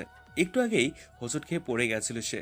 অডিটোরিয়ামের পর্দার পেছনে অনেক তার থাকায় সেই তারে বেঁধে পড়েছিল, তাই চারদিকে তাকিয়ে দেখছে কেউ ওর পড়ে যাওয়া দেখে ফেলেছে কিনা। কাউকে না দেখে হাসি মুখে উঠে গেল সে। ওদিকে আড়ালে দাঁড়িয়ে যে একজন হাসছে সেটা মিহু টের পায়নি। অবশ্য মিহুকে হোঁচট খাওয়ানোর পেছনে তারই হাত আছে। অর্ণবের কাছে মনে হয়েছিল মিহুকে অ্যাটিটিউড দেখায়, তাই মিহুর ওরকম অ্যাটিটিউড ভাঙানোর জন্য একটা তার এমনভাবে ফ্লোরে বেঁধে রেখেছিল যাতে পা বাঁধলে মিহু পড়ে যায়। মানে ওটা একটা ট্র্যাপ ছিল, একটা ফাঁদ ছিল। মিহুর পড়ে যাওয়াতে অর্ণবের বেশ শান্তি লাগছে এখন। নিজেকে একটু সময়ের জন্য বীর পুরুষ মনে হচ্ছে তার কাছে। সে যাই হোক, অডিটোরিয়ামে সাজানো দেখে অর্ণব ভীষণ খুশি। নিজের বাঁ কাঁধে নিজের দুটো বাড়ি দিয়ে বলছে, বাহ অর্ণব বাহ, একদিনের মাঝে এত সুন্দর ডেকোরেশন, নিজেকে নোবেল দিলে ধন্যই লাগতো। মিহুর এখন কপাল চাপড়ানো ইচ্ছে হচ্ছে। কখন থেকে তিথি ও চৈতিকে খুঁজে যাচ্ছে, কিন্তু কোথাও খুঁজে পাচ্ছে না সে। বিপুলও পিয়াস কোথায় যাওয়ার কথা বলে ওকে একা রেখে চলে গেল। পিয়াস অনেকটাই আগের মতো হয়ে গেছে। ওদিকে অনুষ্ঠান শুরু হতে চলেছে। মিহু নিজেকে ভালোবাসা অনুভূতি এসব থেকে দূরে রাখে। ভার্সিটিতে আসার পর কদিনের মাঝে অনেকেই ওকে প্রপোজাল পাঠিয়েছিল, কিন্তু ও সবাইকে রিজেক্ট করেছে। এর মাঝে স্টেজে অর্ণব স্যারের আগমন ঘটল। অর্ণবের চোখ মিহুর চোখে পড়তেই মিহু চোখ সরিয়ে নেয়। মনে মনে অর্ণবকে হাজার গালাগাল দিতে থাকে। তখন অর্ণবকে সব মেয়েরা ঘিরে ধরায় মিহু ভাবে এই স্যারটাই হয়তো এমন রূপের ভাব দেখায়। নিজেকে কি প্রিন্স চার্মিং ভাবে নাকি? এটা আবাল ছাড়া কিছুই নয় স্যারটা। এমনভাবে মেয়েদেরকে অ্যাটিটিউড দেখায় যেন পৃথিবীতে উনি ছাড়া ছেলেদের অভাব পড়েছে। গ্যালারিতে বসে এসব ভাবতে ভাবতে একটা আওয়াজ ওকে বেশ বিস্মিত করে দেয়। মাইকে নিজের নামের অ্যানাউন্সমেন্ট শুনে মিহু অনেকটা অবাক হয়। কি কারণে, কেন এবং কিসের জন্য ওর নাম মাইকে অ্যানাউন্সমেন্ট করা হলো তা জানতে এবার ভালো করে কান পেতে সবকিছু শুনল। সেখানে তার সেই বজমাইশ অর্ণব স্যার এটাই বলছেন, আজকে পুরোটা অনুষ্ঠান শুরু থেকে শেষ পর্যন্ত সকল পারফরমেন্সের অ্যাঙ্কারিং করবেন মিহু। অপর্ণা মেহজাবিন ওরফে মিহু, প্রাণীবিদ্যা বিভাগ, অনার্স 2য় বর্ষ। ডান হাতে মাইক ও বাঁ হাতে একটা সাদা কাগজ নিয়ে বোকার মতো স্টেজে দাঁড়িয়ে আছে মিহু। অর্ণব স্যার যে ওকে এমন একটা বাস দেবে জানা থাকলে আজ ভার্সিটিতে আসতো না ও। এভাবে কোনো প্র্যাকটিস ছাড়া কি অ্যাঙ্কারিং করা যায়? পর্দার আড়ালে দাঁড়িয়ে অর্ণব হেসেই চলেছে। মিহু এর আগেও একবার এসব করেছে, তাই আর ভয় না পেয়ে শুরু করে দেয়। সাথে তিথি ও চৈতি থাকায় ততটা ভয় হচ্ছে না। এবারেও অর্ণবকে হার মানালো মিহু। অর্ণবের ধারণা ছিল মিহু এসব অনুষ্ঠান পরিচালনা পারবে না, কিন্তু এত ভালোভাবে অনুষ্ঠান পরিচালনা করায় সবাই মিহুকে বাহবা দিচ্ছে। মিহু ফেরার সময় অর্ণবের সাথে দেখা হলে বলল, স্যার বাস তো আজ খাইছিলাম, কিন্তু দেখলেন সেটাই আবার কিভাবে অন্যজনকে দিয়ে দিলাম। অর্ণব মিহুর কথার মুখে খানিকটা বিরক্তির ছাপ নিয়ে বলল, রাস্তা ছাড়ো তো, কোত্থেকে যে আসে, উফ। অর্ণব চলে গেল।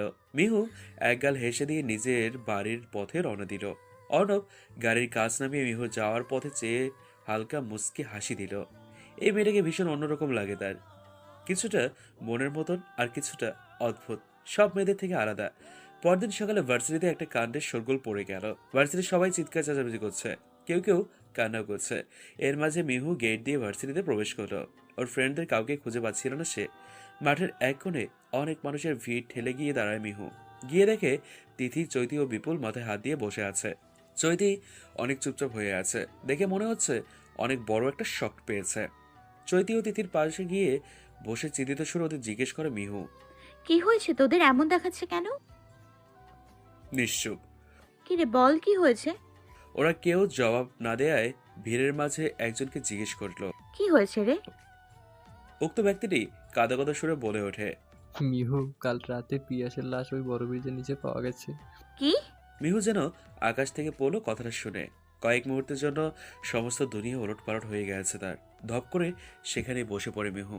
পিয়াসের মৃত্যুর খবরটা পুরো ভার্সিটিতে শোকের ছায়া নামিয়ে দিয়েছে বলা চলে। যেহেতু পিয়াস পলিটিক্স করতো, তাই সেখানকার অনেক ছেলেপেলেরা পিয়াসের মৃত্যুর ব্যাপারে রহস্য উদ্ঘাটন করার পদক্ষেপ নেয়। পিয়াসের মৃত্যুটার রহস্য কেউই বের করতে পারছে না, কেননা এটাকে মার্ডার বলা চলে নাকি আত্মহত্যা কিছুই কেউ বুঝতে পারছে না। পিয়াসের শরীরে কোথাও আঘাত করার কোনো চিহ্ন পাওয়া যায়নি। যে কোনো মানুষ ব্রিজ থেকে যতটুকু ক্ষতি হবে ঠিক ততটুকুই আঘাত লেগেছে বলে ডক্টররা বলেছেন। মিহু ও বাকিরা সবাই খুবই ভেঙে পড়েছে। ওরা ভাবতেও পারেনি পিয়াস ওদের ছেড়ে এত তাড়াতাড়ি চলে যাবে। নিজেদের এতটা কাছের বন্ধুকে হারানোর ব্যথা অনেকটা ঘায়েল করে দিয়েছে ওদের। কিছুদিন হলো অনেক মিহুকে কিছুটা অনেকটাই চুপচাপ দেখছে। আগের সে মিহুকে অনেকটা মিস করছে অর্ণব। সবসময় যে মিহুর মুখে হাসি দেখত, তার মুখটা এই কদিনে বিষণ্ণতায় ঘেরা, যা দেখতে অর্ণবের কাছে একদমই ভালো লাগছে না। অর্ণব ভালো করেই জানে পিয়াসের মৃত্যুটা মিহুর কাছে অপ্রীতিকর। তাই ওর এমন অবস্থা। ক্লাসের শেষে বের হয়ে যাওয়ার সময় মিহুকে বলে ক্লাস শেষে দেখা করতে। মিহু মাথা নাড়িয়ে হ্যাঁ সূচক উত্তর দেয়। ক্লাস শেষে মিহু অর্ণবের সাথে দেখা করতে যায়। অর্ণব মিহুকে দেখে নরম গলায় বলল, এখন তোমায় একটু আমার সাথে যেতে হবে। মিহুর কপালে বাজের রেখা পড়ে, কনফিউজড ভাবে উত্তর দেয়, কোথায় যেতে হবে স্যার? আমার আজ সময় নেই। দেখো মিহু, আমার কথার উপর দিয়ে কথা বলো না। যখন বলেছি আমার সাথে যাবে তখন যাবেই। কিন্তু স্যার অর্ণব নিজের হাতের আঙ্গুল দিয়ে মিহুর ঠোঁট চেপে ধরে বলল, আমি কিছু জানতে চেয়েছি। মিহু মাথা নাড়ায়। অর্ণব ভ্রু নাচিয়ে বলল, তাহলে আমি যখন বলেছি তোমার যেতে হবে বুঝলে? এবার মিহু অর্ণবের চোখের দিকে ভালো করে তাকায়। কি একটা মায়াবী চোখ, যেন ওই চোখ দুটোতে শুধু নেশায় ধরায়। মিহুর মুখের উপর থাকা হাতটা সরিয়ে চেয়ারের উপরে থাকা কোট হাতে তুলে নিয়ে বেরিয়ে যায় অর্ণব। গাড়িতে ওঠার পর অর্ণব মিহুকে জিজ্ঞেস করে, আচ্ছা, তোমার কাছে প্রাকৃতিক সবচেয়ে কোন বিষয়টি প্রিয়? এই ধরো পাহাড়, সমুদ্র, নদী, গাছপালা, কোনটা? আজকে আমরা সেখানেই যাব। মিহুর এমনিতেই অনেকটা বিরক্তি লাগছে। এমনিতেও আজ কটা দিন মনটা ভালো নেই, তার উপর এই স্যারের ঘোরার শখ জেগেছে। আচ্ছা, এত মেয়েরা আছে, তাহলে আমার সাথে কেন যেতে হলো? আমি কি একমাত্র বলির পশু? কি হলো মিহু, বলো। বলির পাঠা নাকি? মিহু খানিকটা অস্বস্তি নিয়েই বলল, স্যার আপনার যেখানে ভালো লাগে সেখানেই যেতে পারেন। মিহু, আমি চাই তোমার পছন্দের একটা জায়গায় যেতে। কিন্তু কেন? আমার তো ঘোরাঘুরির কোনো শখ এখন নেই স্যার। মিহু, তোমায় যেটা বলেছি শুধু সেটার অ্যান্সার দাও, বাকিটুকু আমি দেখে নেব। মিহুর মনটা খারাপ থাকলেও একটু খোলামেলা পরিবেশের আশা করত, তবে এসব চিন্তায় কোথাও যাওয়া হয়ে ওঠেনি। জানালার বাইরে একবার তাকিয়ে নরম গলায় উত্তর দেয় সে, সমুদ্র। মিহুর দিকে তাকিয়ে একটা মুচকি হাসি হেসে গাড়ি স্টার্ট করে পাড়ি দেয় এক দূরের পথে। প্রায় 1.5-2 ঘন্টা মাথায় গিয়ে একটা জায়গায় পৌঁছে ওরা। গাড়ি থেকে নামার পর মিহুর মুখে একটা প্রশান্তির হাসির ছাপ দেখা যায়, যেটা দেখার জন্য অর্ণব এতদিন ছটফট করছিল। পায়ের জুতো খুলে নরম ঘাসের ওপর পায়ের ছাপ ফেলে মিহু, এতে ঘাসগুলি দেবে যায়। কয়েক পা হেঁটে গিয়ে নদীর তীরে গিয়ে পানিতে পা ডোবাচ্ছে। এতটা হাওয়ায় নদীর স্রোত এমনভাবে বইছে, এতে করে কিছু সময় পর পর নদীর পানির ঢেউ এসে তীরে আসতে পড়ছে। পানিতে পা থাকা অবস্থায় পায়ে যখন পানির ঢেউ এসে লাগছিল, সে সময় মিহু এমনভাবে হেসে উঠছিল যেন ওর কতদিনের আশা পূরণ হলো আজ। তীরের উপরেই পকেটে 2 হাত দিয়ে অর্ণব দাঁড়িয়ে আছে, ঠোঁটের কোণে এক ফোঁটা হাসির রেখা, যা দেখতে অসাধারণ লাগছে। সে তো নিজের হাসির দিকে খেয়াল না করেই সামনে দাঁড়িয়ে নদীর ওই অবাক করে দেওয়া ঢেউগুলোর সাথে খেলা করা মেয়েটিকে দেখছে। মেয়েটির চোখে একটা অদ্ভুত ভাষা রয়েছে, যা যে কেউই পড়তে পারবে না। ও চোখের ভাষা সেই পড়তে পারবে যে ওর মাঝে ডুব দিতে পারবে। অর্ণবের ভীষণ ইচ্ছে হচ্ছে মিহুর চোখে সেই ভাষাগুলো পড়ার, ওর মাঝে ডুব দেওয়ার। তবে একা একা নয়, মিহুর সাথেই ডুব দেওয়ার ইচ্ছে ওর। পেছনে ফিরে দেখে অর্ণব ওর দিকে তাকিয়ে এমনভাবে হাসছে যেন মনে হবে মিহুর মাঝে একটা অমায়িক সুখ বিরাজমান। নিজেকে এখন আগের অনেকটা মুক্ত পাখির মতোই লাগছে মিহুর। দৌড়ে গিয়ে কোনো কিছু না ভেবে অর্ণবের হাত ধরে ফেলে সে। এরপর টানতে টানতে পানির কাছে নিয়ে আসে। পায়ে জুতো থাকায় পানির মাঝে প্রায় অনেকটা বালু অর্ণবের জুতোয় ঢুকে পড়ে। এ ব্যাপারটায় খুবই আনকমফোর্টেবল লাগলেও মিহুর হাত ওর হাত ধরে থাকায় অন্যরকম ভালো লাগা, অন্যরকম ফিলিংস কাজ করে। মিহুর এতক্ষণে হুঁশ ফিরে যায় স্যারের হাত ধরে আসে সে, এতে ওর গাল দুটো লজ্জায় লাল হয়ে যায়। মিহুকে লজ্জা পেতে দেখে অর্ণব ফিসফিস করে বলল, গাল দুটোই কি হাতটা ছুঁতে দেবে? কথাগুলো আবছা আবছা মিহুর কান অব্দি পৌঁছায়। সাথে সাথে অর্ণবের দিকে তাকিয়ে ভ্রু নাচিয়ে বলল, কি বললেন? আবার বলুন। অর্ণব খানিকটা ঘাবড়ে যায়, কাশতে কাশতে বলল, কই, কিছুই তো বলিনি। ও, আমার মনে হলো কিছু বললেন, ছোঁয়া টাইপ কিছু। আরে না, হয়তো ভুল শুনেছ। হতেও পারে। হ্যাঁ হ্যাঁ। স্যার হ্যাঁ বলো। আপনাকে অনেক ধন্যবাদ। কেন? তোমায় নিয়ে ঘুরতে এসেছি বলে? না, সে কারণে নয়। এই ঘুরতে তো ইচ্ছে করলে আসাই যেত, তবে কি মন অনেক খারাপ ছিল।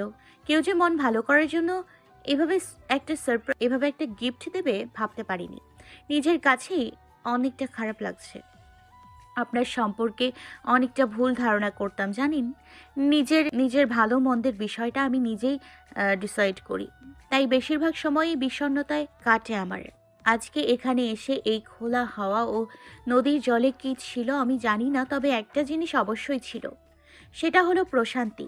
অনেকে অনেকে নিজের এতটুকু দুঃখ নিয়ে এতটাই ব্যস্ত যে এমন কিছুর থেকে আলাদা হয়ে যায়, এতে করে নিজের জীবনটাকে একটু সুখের ছোঁয়াও দিতে পারে না। কিছু কিছু কিছু কিছু হাওয়া এমন আছে যা শরীরে একটা আনন্দের অনুভূতি দেয়। সেটা আমি এখানে এসে পড়েছি, সেটা আমি এখানে এসে পেয়েছি, এবং তার জন্য অসংখ্য ধন্যবাদ স্যার। মিহুর বলা কথাগুলো অর্ণবকে বিমোহিত করে তোলে। মিহুর প্রতি যেটুকু অনুভূতি ছিল তা যেন আরো কয়েক ইঞ্চি বেড়ে যায়। নদীর পানি খানিকটা তুলে মুখের পুরোটা ভিজিয়ে নেয় মিহু এবং অর্ণবকেও করতে পারে। পানি দিয়ে মুখটা হালকা ভিজিয়ে নেয়াতে একটা শীতল হাওয়া চোখে মুখে ছেয়ে যায়, যা অর্ণবকে জীবনের এই প্রথমবার এতটা সুন্দর প্রকৃতির কাছাকাছি টানে। সন্ধ্যা নামার কিছুক্ষণ আগে অর্ণব মিহুকে ওর বাড়ির সামনে নামিয়ে দিয়ে যায়। ম্যাম, আর কতদিন ওই হারামজাদাকে এভাবে ছেড়ে দিয়ে রাখবেন? যতদিন মুক্তা হবে থাকবে ঠিক ততই কষ্ট পাবে ও। কাউকে ছাড়িনি, তাহলে ওকে তো ছাড়ার প্রশ্নই আসে না। যদি ওকে ছেড়ে দেয় তাহলে বাকিদের মারার কি প্রয়োজন ছিল? আচ্ছা ম্যাম, ওই শায়েক অর্ণব কি আসলেই ভিলেন? হতে পারে আমি আসল ভিলেন। বলেই হাসিতে লুটিয়ে পড়ে অর্ণি। রাত 12টা বাজতে চলেছে, কিন্তু ওর কাছে এই সময়টা রাতের শুরু।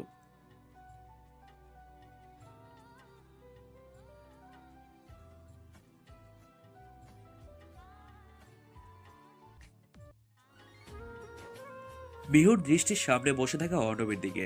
ওর বিছানার পাশে গালে হাত দিয়ে বসে আছে অর্ণব। বাথরুমে পড়ে গিয়ে পাটা মচকে যাওয়ায় কিছুদিন ভার্সিটি যাওয়া হয়ে ওঠেনি ওর।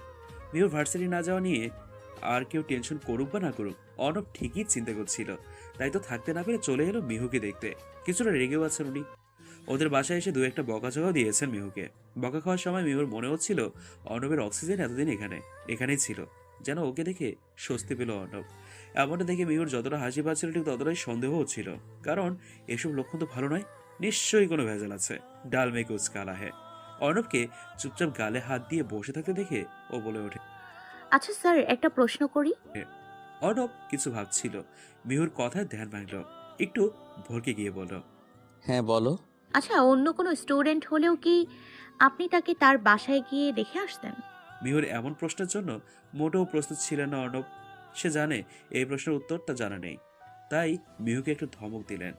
Shut up. তুমি এত বকবক কেন করো বলো তো? পা মচকে বিছানায় পড়ে আছে, তাও তোমার কথা শেষ হয় না? অন্যদিকে তাকিয়ে মিহু জবাব দেয়, আসলে কি স্যার, সব কিছু তো থেকে যায় না। যেটা থাকার সেটা হলো কথা। তাই মন খুলে কথা বলাটা আমার সবচেয়ে বেশি প্রিয়। কথাগুলোর মাঝে অর্ণব একটা বিষণ্ণতা খুঁজে পেয়েছে।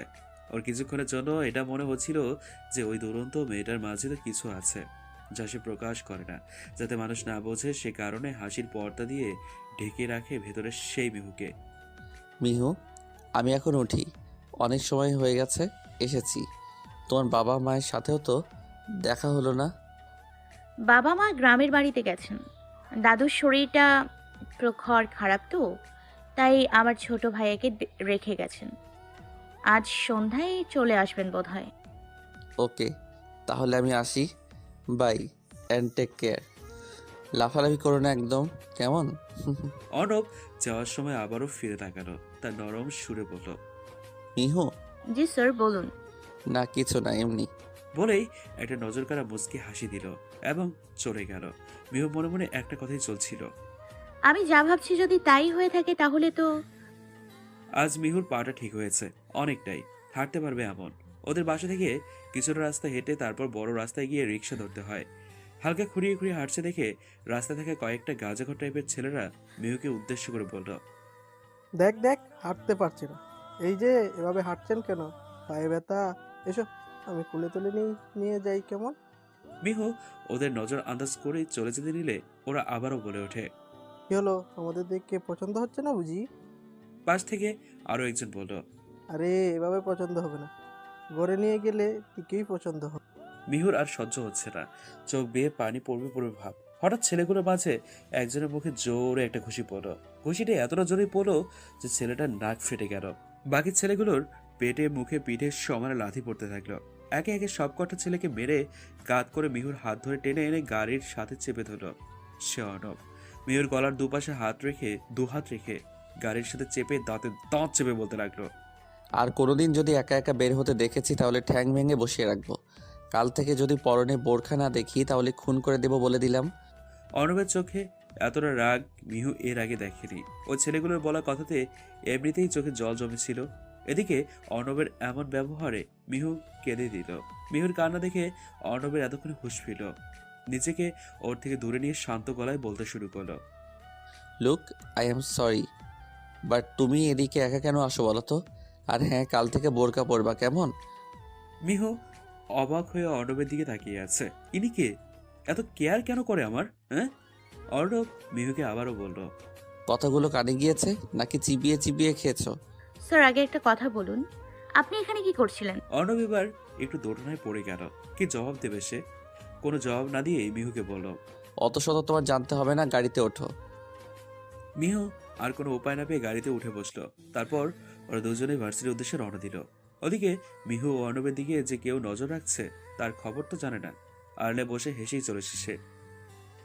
ক্লাসের মধ্যে একা দাঁড়িয়ে যেখানটায় প্রতিদিন মিহু বসে সেখানটায় তাকিয়ে ঠোঁটের কোণে এক ফোঁটা হাসির ঝিলিক নিয়ে আছে অর্ণব। মিহুকে যে ও ভালোবাসে এর মাঝে কোনো সন্দেহ নেই। তবে কতটুকু বাসে তা যদি মিহু জানতো তাহলে হয়তো ওর কাছ থেকে দূরে দূরে থাকতো না। আজ সেখানেই সেই নদীর পাড়ে মিহুকে নিয়ে যাবে সে। মিহুর মাঝে যে কি আছে তা অর্ণব ভেবে পায় না। মেয়েটি সবার থেকে আলাদা। আসলে কি আর বলা যাবে, হয়তো যাকে ভালোবাসা যায় তাকে অন্য সবার থেকে আলাদা মনে হবে। এটাই নর্মাল, এটাই কমন। তবে কি মিহু মেয়েটা একদমই আলাদা। ওর মুখে হাসি থাকলেও ওর ভেতরে কিছু তো একটা আছে।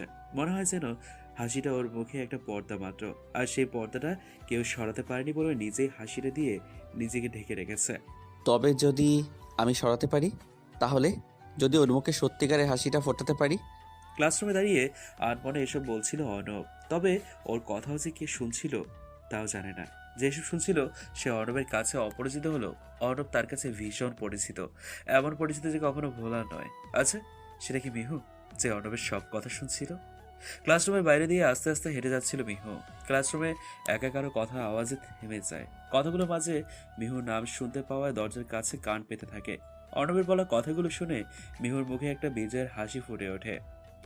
আর যাই হোক, শেষমেশ নিজের কাজে সফল হতে পেরেছে। এটাই সেই টাইমটা যার জন্য মিহু এতটা দিন ওয়েট করে এসছে। কপালের সামনে আসা চুলগুলোকে ফু দিয়ে সরিয়ে স্বাভাবিক পায়ে হেঁটে কোনো এক জায়গায় উদ্দেশ্যে রওনা দেয় সে। রাত 8টা বাজতে চলল। নদীর তীরে একটা সুন্দর সাদা রঙের গোলাপ হাতে দাঁড়িয়ে আছে অনেকক্ষণ। কারণ অর্ণবের প্রেয়সী আজ সাদা রঙের একটা ড্রেস পরে আসবে। ওর প্রেয়সী যখনই মাটিতে পা রাখবে ঠিক তখনই নিজের মনের কথাগুলো তাকে উদ্দেশ্য করে বলে দেবে অর্ণব। প্রথমবার, তবে কেমন একটা সুরসুরি কাজ করছে ওর। আর এটা এটা একটা নার্ভাস ফিলিং। অর্ণব চেয়েছিল মিহুকে সাথে করে আনবে, তবে মিহু ফোনে জানিয়ে দেয় ওর ফ্রেন্ডদের সাথে আনবে। এখানে ফ্রেন্ডদের সাথে আসবে।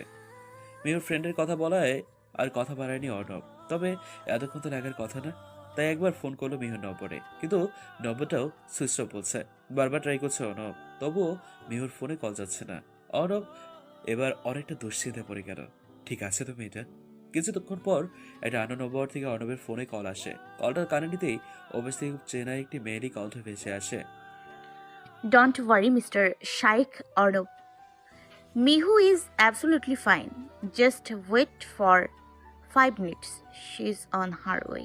কণ্ঠটা প্রচুর চেনা, তবে কথা বলে স্টাইল ও অ্যাটিটিউড অনেকটা আলাদা বলে ফোনে কে ছিল ঠিক বুঝতে পারছে না অর্ণব। মিহু ঠিক আছে, এটাই অর্ণবের জন্য এনাফ। তাই বাকি সব চিন্তা মাথা থেকে ছেড়ে প্রপোজ কিভাবে করবে সেদিকে মন দেয়। ঠিক 5 মিনিটের মাথায় রাস্তায় অনেকগুলো গাড়ির লাইট চালানো অবস্থায় আসতে দেখা যায়। এতগুলো গাড়ি আসতে দেখায় অর্ণবের খানিকটা খটকা লাগে। তীর থেকে রোডের মাঝে এসে দাঁড়ায় অর্ণব। ওর থেকে ঠিক 5 ফিট দূরে সবগুলো গাড়ি একে একে থেমে যায়। সব মিলিয়ে 10-12টার মতো কালো গাড়ি হবে হয়তো। এর মাঝে সেকেন্ড গাড়িটা কালো মার্সিডিস। সবগুলো গাড়ি থেকে কালো স্যুট ও প্যান্ট পরা ছেলেরা বেরিয়ে লাইন দাঁড়িয়ে যায়। দেখলে বোঝা যায় ট্রেনিং প্রাপ্ত সবাই। ছেলেগুলোর মাঝে একজন ওই ব্ল্যাক মার্সিডিস এর ড্রাইভারের পাশে সিটের দরজার পাশে গিয়ে দাঁড়ায়। অর্ণব সবকিছু মনোযোগ সহকারে দেখছে। কি হতে চলেছে তার জন্য একদমই প্রস্তুত নেই সে। তবে যা হবে এতে অর্ণবের যে কতটা ক্ষতি হবে তা সে জানে না। কিছু একটা সিগন্যাল পেয়ে ঘড়ির দরজার কাছে দাঁড়ানো ছেলেটি গাড়িটির দরজা খুলে দেয়। প্রথমে একটি হাই হিল বুট পরা পা বেরিয়ে আসে গাড়ি থেকে। গাড়ির দরজায় কালো লেডিস গ্লাভস পরা হাত রেখে পরনের সম্পূর্ণ কালো আউটফিটে বেরিয়ে আসে একটি মেয়ে। গ্লাভস পরা হাত দুটো কালো জিন্সের পকেটে ঢুকিয়ে হাই ক্লাসি লুক নিয়ে অর্ণবের দিকে এগোতে থাকে।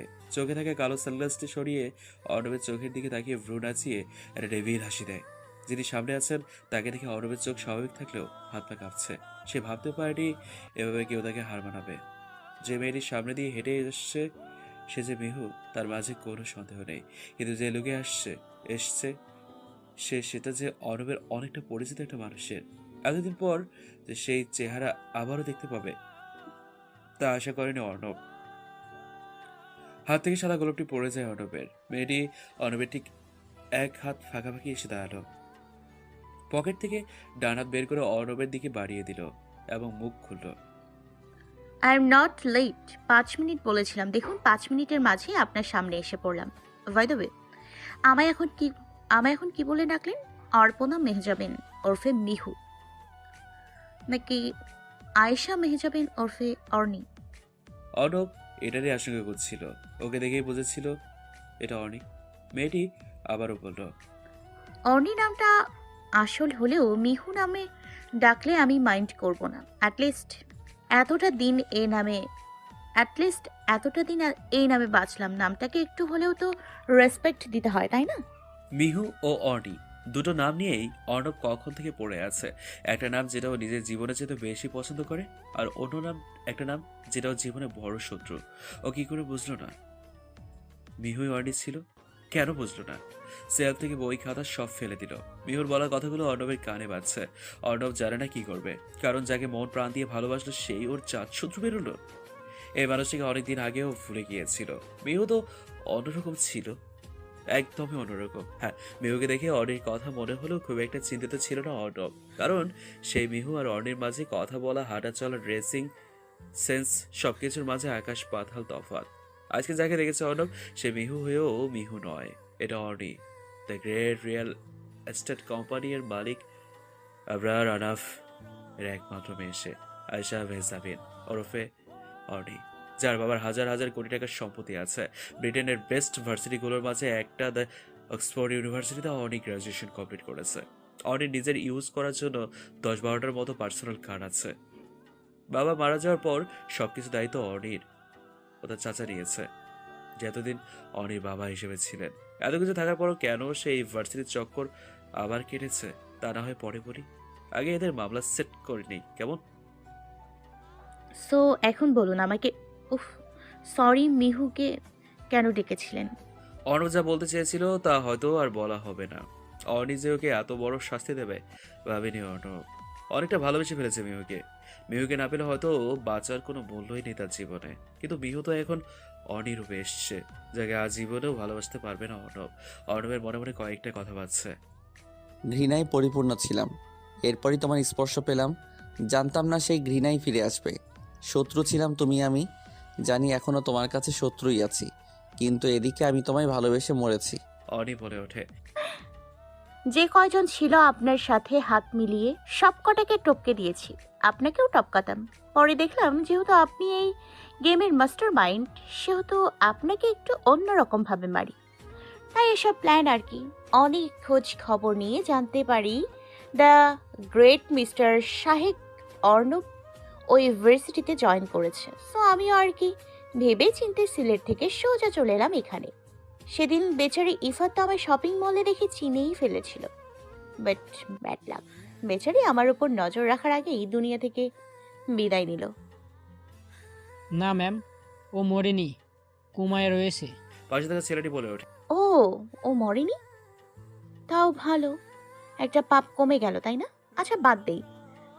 তারপর আপনার সাথে ওসব মন খারাপের নাটক, পিয়াসের মৃত্যুতে ইমোশনাল হওয়ার নাটক, পা ভাঙার নাটক, ও গড, এত প্রবলেমস আমার লাইফে কখনো ফেস করিনি যতটা এই ঢাকাতে এসে করতে হয়েছে। আচ্ছা যাই হোক, এখন কি করা উচিত আমার? অর্ণব হাঁটু করে বসে পড়েছিল। ওর মুখের কাছে এসেই এসব কথা জিজ্ঞেস করেছে অর্নি। অর্নির গলাটা হঠাৎ করে চেপে ধরো অর্ণব, এরপর বলল, how dare you? talk to me like that. I don't care you.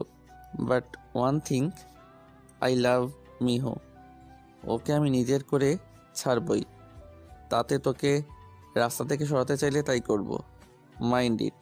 পাশে থাকা ছেলেরা অর্ণবকে ধরে কিলঘুষি মারতে শুরু করে। অর্ণব নিজেকে সামনে নিয়ে ছেলেগুলোকে থামতে বলল। Don't cross your limit so called Shaikh Arnab. আপনাকে মারতে আমার 1 সেকেন্ড সময় লাগবে না, কিন্তু আমি সেটা করব না। আমি তো আপনাকে তিলে তিলে মারবো, ঠিক যেমনটা আমায় মেরেছিলেন। Now it's my turn, you wait and see. পাশে থাকা ছেলেটি থেকে সানগ্লাসটি নিয়ে চোখে গুজে উল্টো পথে হাঁটা দেয় অর্ণি। অর্ণির মাঝে মিহু আস্তে আস্তে সেতে সেতে থাকে। অর্ণব উঠে দাঁড়ায় এবং চিৎকার করে বলে, I love you Mihu, I love you. আমার কোনো আফসোস নেই, আমি মরেছি। আমি তোমায় ভালোবেসে মরেছি মিহু। You are mine. বড় সেই আলিশান বাংলোর সবচেয়ে দামি কামরাটা অর্ণির। বাংলাদেশের প্রায় প্রতিটা জেলাতেই ওর বাবা একটা করে এমন আলিশান বাংলো করে গেছে, কারণ সারা বাংলাদেশে ওনাদের কোম্পানির শাখা ছড়িয়ে ছিটিয়ে আছে। বিছানায় এক করে বসে অর্ণি চোখে জল গড়াচ্ছে আনমনে। প্রতি রাতেই সে এমনটা করে, তবে আজ কষ্টটা একটু বেশি। কেন সেটা নিজেও জানে না, তবে মন ভাঙার কষ্ট কি তা সে জানে। তাই তো অর্ণবকে এমন একটা শাস্তি দেওয়ার প্ল্যান করেছিল সে। পরদিন ভার্সিটিতে অর্ণি সেই আগের রূপে যায়, মিহু রূপে। ক্লাসের দরজার কাছে গিয়ে ঢুকতে যাবে, তখনই একটা হাত ওর হাতে চেপে ধরে টানতে টানতে স্টোর রুমে নিয়ে চলে যায়। ঘটনা আকস্মিকতায় কে মিহুকে ওভাবে টানছে তা দেখতে পায় না সে। যতটা সম্ভব হাত ছাড়ানোর চেষ্টা করলেও ছাড়াতে পারে না। স্টোররুমটা এমনিতেই অন্ধকার, তার উপর সে ব্যক্তির দরজা লাগিয়ে দেয়। আস্তে আস্তে মিহুর অনেকটা কাছাকাছি চলে আসে সে। এরপর হাতটা মিহু হাতে স্লাইড করতে করতে এক পর্যায়ে ঠোঁটে চলে যায় হাতের আঙ্গুলগুলো। আঙ্গুল দিয়ে ঠোঁট চেপে ধরে সামনে থাকা ব্যক্তিটি বলল, ডোন্ট ওয়ারি, তোমায় কিছু করব না। আর এমনিতেও আমাদের বিয়ের তো আর বেশি দেরি নেই, সো এইটুকু ধৈর্য তো ধরতেই পারি, তাই না? মিহুর আর বুঝতে বাকি নেই যে সে কে। মুখের ওপর থেকে এক ঝটকা হাতটি সরিয়ে অর্ণবের গাল বরাবর কষে একটা থাপ্পড় মারে মিহু। নিজেকে অর্ণবের থেকে কিছুটা দূরে নিয়ে গর্জিত কণ্ঠে বলে ওঠে, how dare you to touch me. আপনি যে একজন ভিলেন তা আগেই জানতাম, বাট ক্যারেক্টারলেস তা জানতাম না। ছি। আর বিয়ে, হ্যাঁ, কি ভেবেছেন আপনাকে আমি জীবনে বিয়ে করব? না, জীবনেও না। আপনি ভাবলেন কিভাবেই অর্ণি আপনাকে বিয়ে করবে? চটাও বাকি কথাগুলো সহ্য হলেও ক্যারেক্টারলেস কথাটা অর্ণব সহ্য করতে পারল না। মিহুর গলাটা চেপে ধরে একটানা নিজের একদম কাছে এনে দেয়ালে পিঠ ঠেকিয়ে চেপে ধরল। গলাটা এতটা জোরে ধরায় মিহু অনেকটা কষ্ট পাচ্ছে। অর্ণব ওকে উদ্দেশ্য করে বলল, ক্যারেক্টারলেস না? এখন যদি এই ফাঁকা রুমে তোর কোনো ক্ষতি করি তাহলে কেউ কিছুই টের পাবে না, বুঝলি? তোর সাথে পারলে অনেক খারাপ করতে পারতাম, কিন্তু করিনি। কেন জানিস? কারণ তোকে ভালোবাসি। তোর তো ধারণাও নেই আমি তোকে কতটা ভালোবাসি। যদি ধারণা থাকতো তাহলে এমন কথা বলতে পারতি না। বাকি রইল বিয়ের কথা, তাহলে শোন। কি মনে করছিস তোর ধোকা দেওয়ার পর আমি দেবদাস হয়ে বসে থাকবো? কখনো না। এই শায়েক অর্ণবকে 1 ইঞ্চিও তুই চিনিসনি। তোর বিয়ে একমাত্র আমার সাথেই হবে। তুই যেখানেই থাকিস সেখান থেকে তোকে খুঁজে এনে আমার বউ বানাবো, আর সেটা খুবই তাড়াতাড়ি হবে, মনে রাখিস। মিহুর গলা ছেড়ে দেয় অর্ণব। মিহু মনে হয় মৃত্যুর মুখ থেকে ফিরে আসলো। গলাটা ধরে জোরে জোরে প্রশ্বাস নিচ্ছে ও, আর মনে মনে হাজারটা গলি দিচ্ছে অর্ণবকে। অর্ণব আবারও বলল, তোকে এখানে নিয়ে আসার একটা কারণ ছিল। সাথে সাথে রুমটায় হাজার হাজার টিপ টিপ লাইট জ্বলে উঠল, সাথে অনেক বেলুন ও সাইড টেবিলে রাখা একটা কেক ও চাকু। মিহু হিসেব দেখে সামান্য ভ্রু কুচকাল, মনে মনে বলল, কিভাবে জানলো আজ আমার বার্থডে? অমনি অর্ণব মোমবাতি জ্বালাতে জ্বালাতে বলল, অত না ভেবে এসে কেকটা কাট। সার্টিফিকেটে তোমার বার্থডে দেখেছিলাম। আর হ্যাঁ, এখন এই কেক না কাটলে আমি তোমায় কেটে ফেলবো। মিহু আর দেরি না করে কেক রাখা টেবিলটার পাশে গিয়ে দাঁড়ায়। ওর কাছে অসহ্য লাগলেও কিছুই করার নেই, কারণ এখন ওর আশেপাশে কোনো গার্ড নেই। এমন তেমন করলে যদি সত্যি মেরে দেয়। কেকটা কেটে অর্ণব মিহুকে একটুখানি খাইয়ে দিল।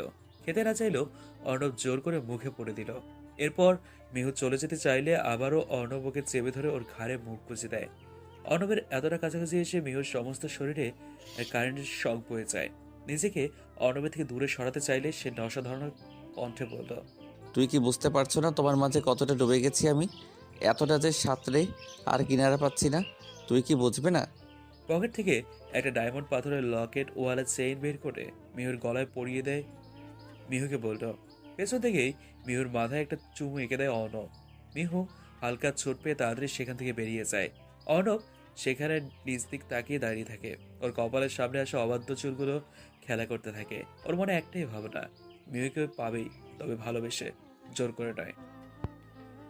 রুমে বসে একটা কথাই ভাবছে অর্নি। ভালোবাসা ওই ফুট, ও সব প্ল্যান, সব ওর প্ল্যান। আমি কি বুঝি না? সব বুঝি। ওকে আগেও চিনেছি, এখন আবার নতুন করে চিনতে হবে? হ্যাঁ, না, এ ভুল আমি কখনোই হতে দেব না। এর মাঝে অর্নির রুমে ও চাচি বিনা পারমিশনে ঢুকে পড়ে। অর্নির কাছে এসব বিষয় খুবই বিরক্তিকর, কারণ রুমে নিশ্চয়ই বিনা পারমিশনে ঢুকা উচিত নয়। তাই রেগে ও চাচিকে বলল। ছোট মা আপনাকে কতবার বলেছি বিনা পারমিশনে কারোর রুমে না ঢুকতে। ও চাচি এই কথাটা শুনে বেশ রাগ হয়, তবে কিছু বলে না।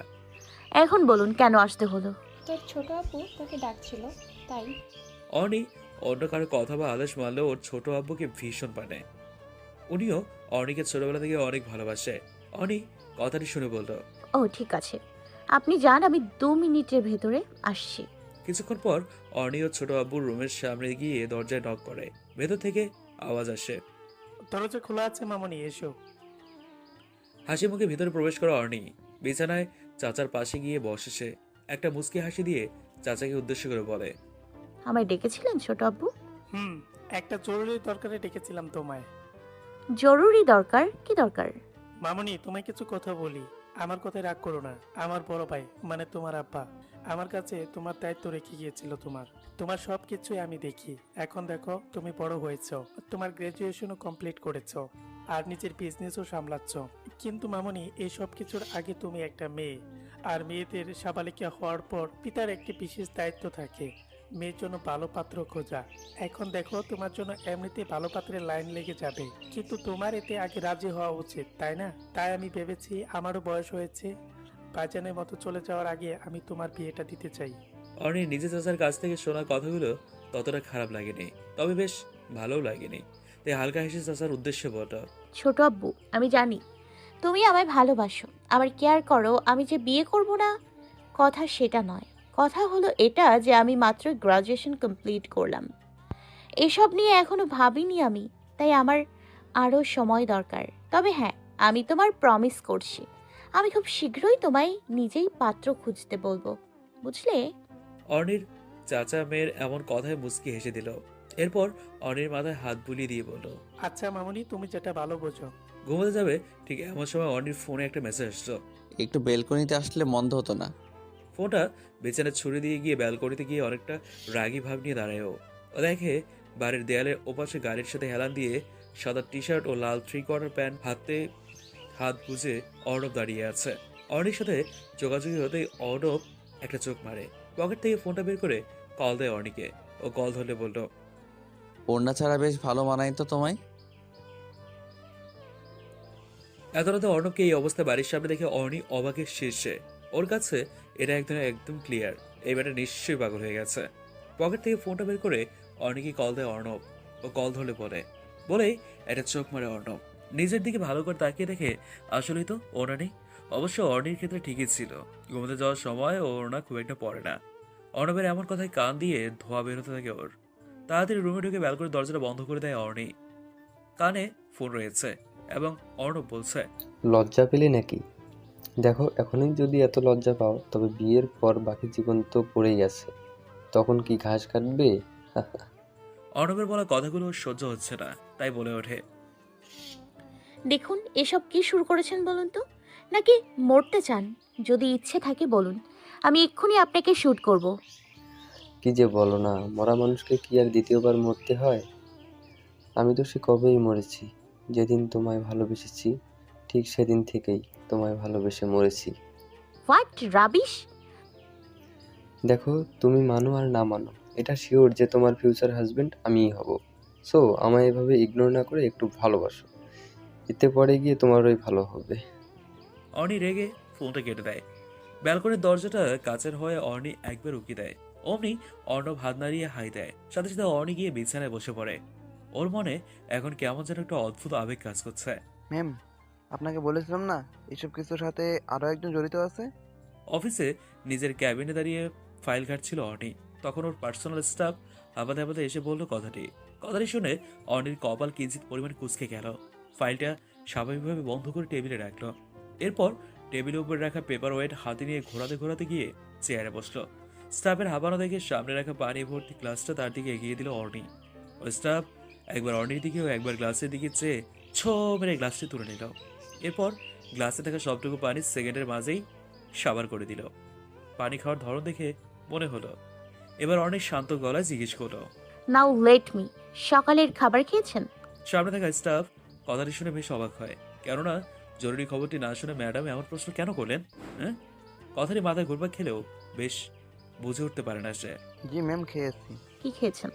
স্টাফটি আবারও অবাক হয়, তারপর তো দেয়, ম্যাম, গরুর ঘুষে তো আপনাকে বলতে যাচ্ছে যে গরুর গোশতের আজকাল অনেক দাম হয়েছে, তাই না?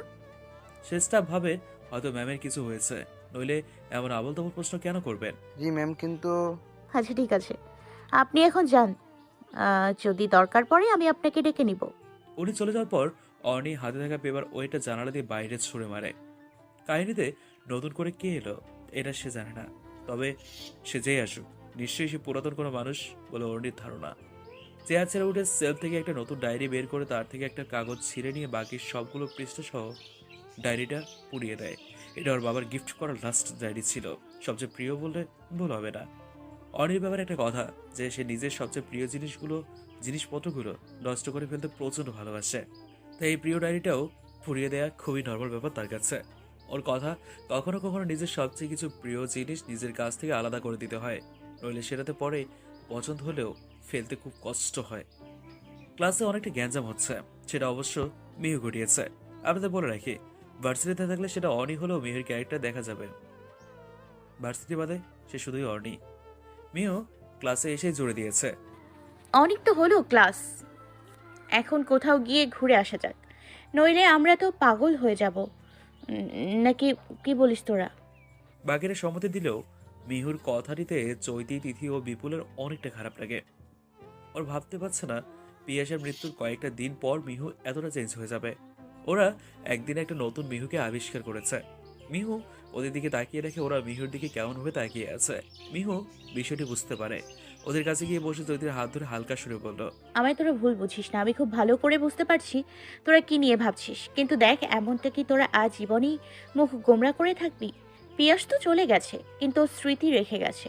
ওরে তোরা কেন, আমিও খুব মিস করি, তাই বলে কি এভাবে মন মরা হয়ে থাকবি? এমন করলেই পিয়াস ফিরে আসবে।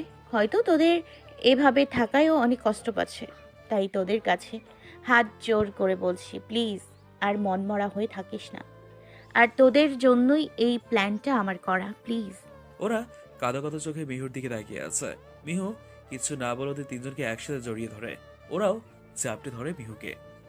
এরপর সবাই মিলে ঠিক করে খাগড়াছড়ি বান্দরবান যাবে। এ ব্যাপারে প্রিন্সিপালের সাথে কথা বলতে গেলেই মিহু পড়ে যায় বিপাকে, কারণ প্রিন্সিপাল স্যার ওদের কোনো একজন স্যারকে ছাড়া যেতে দেবে না।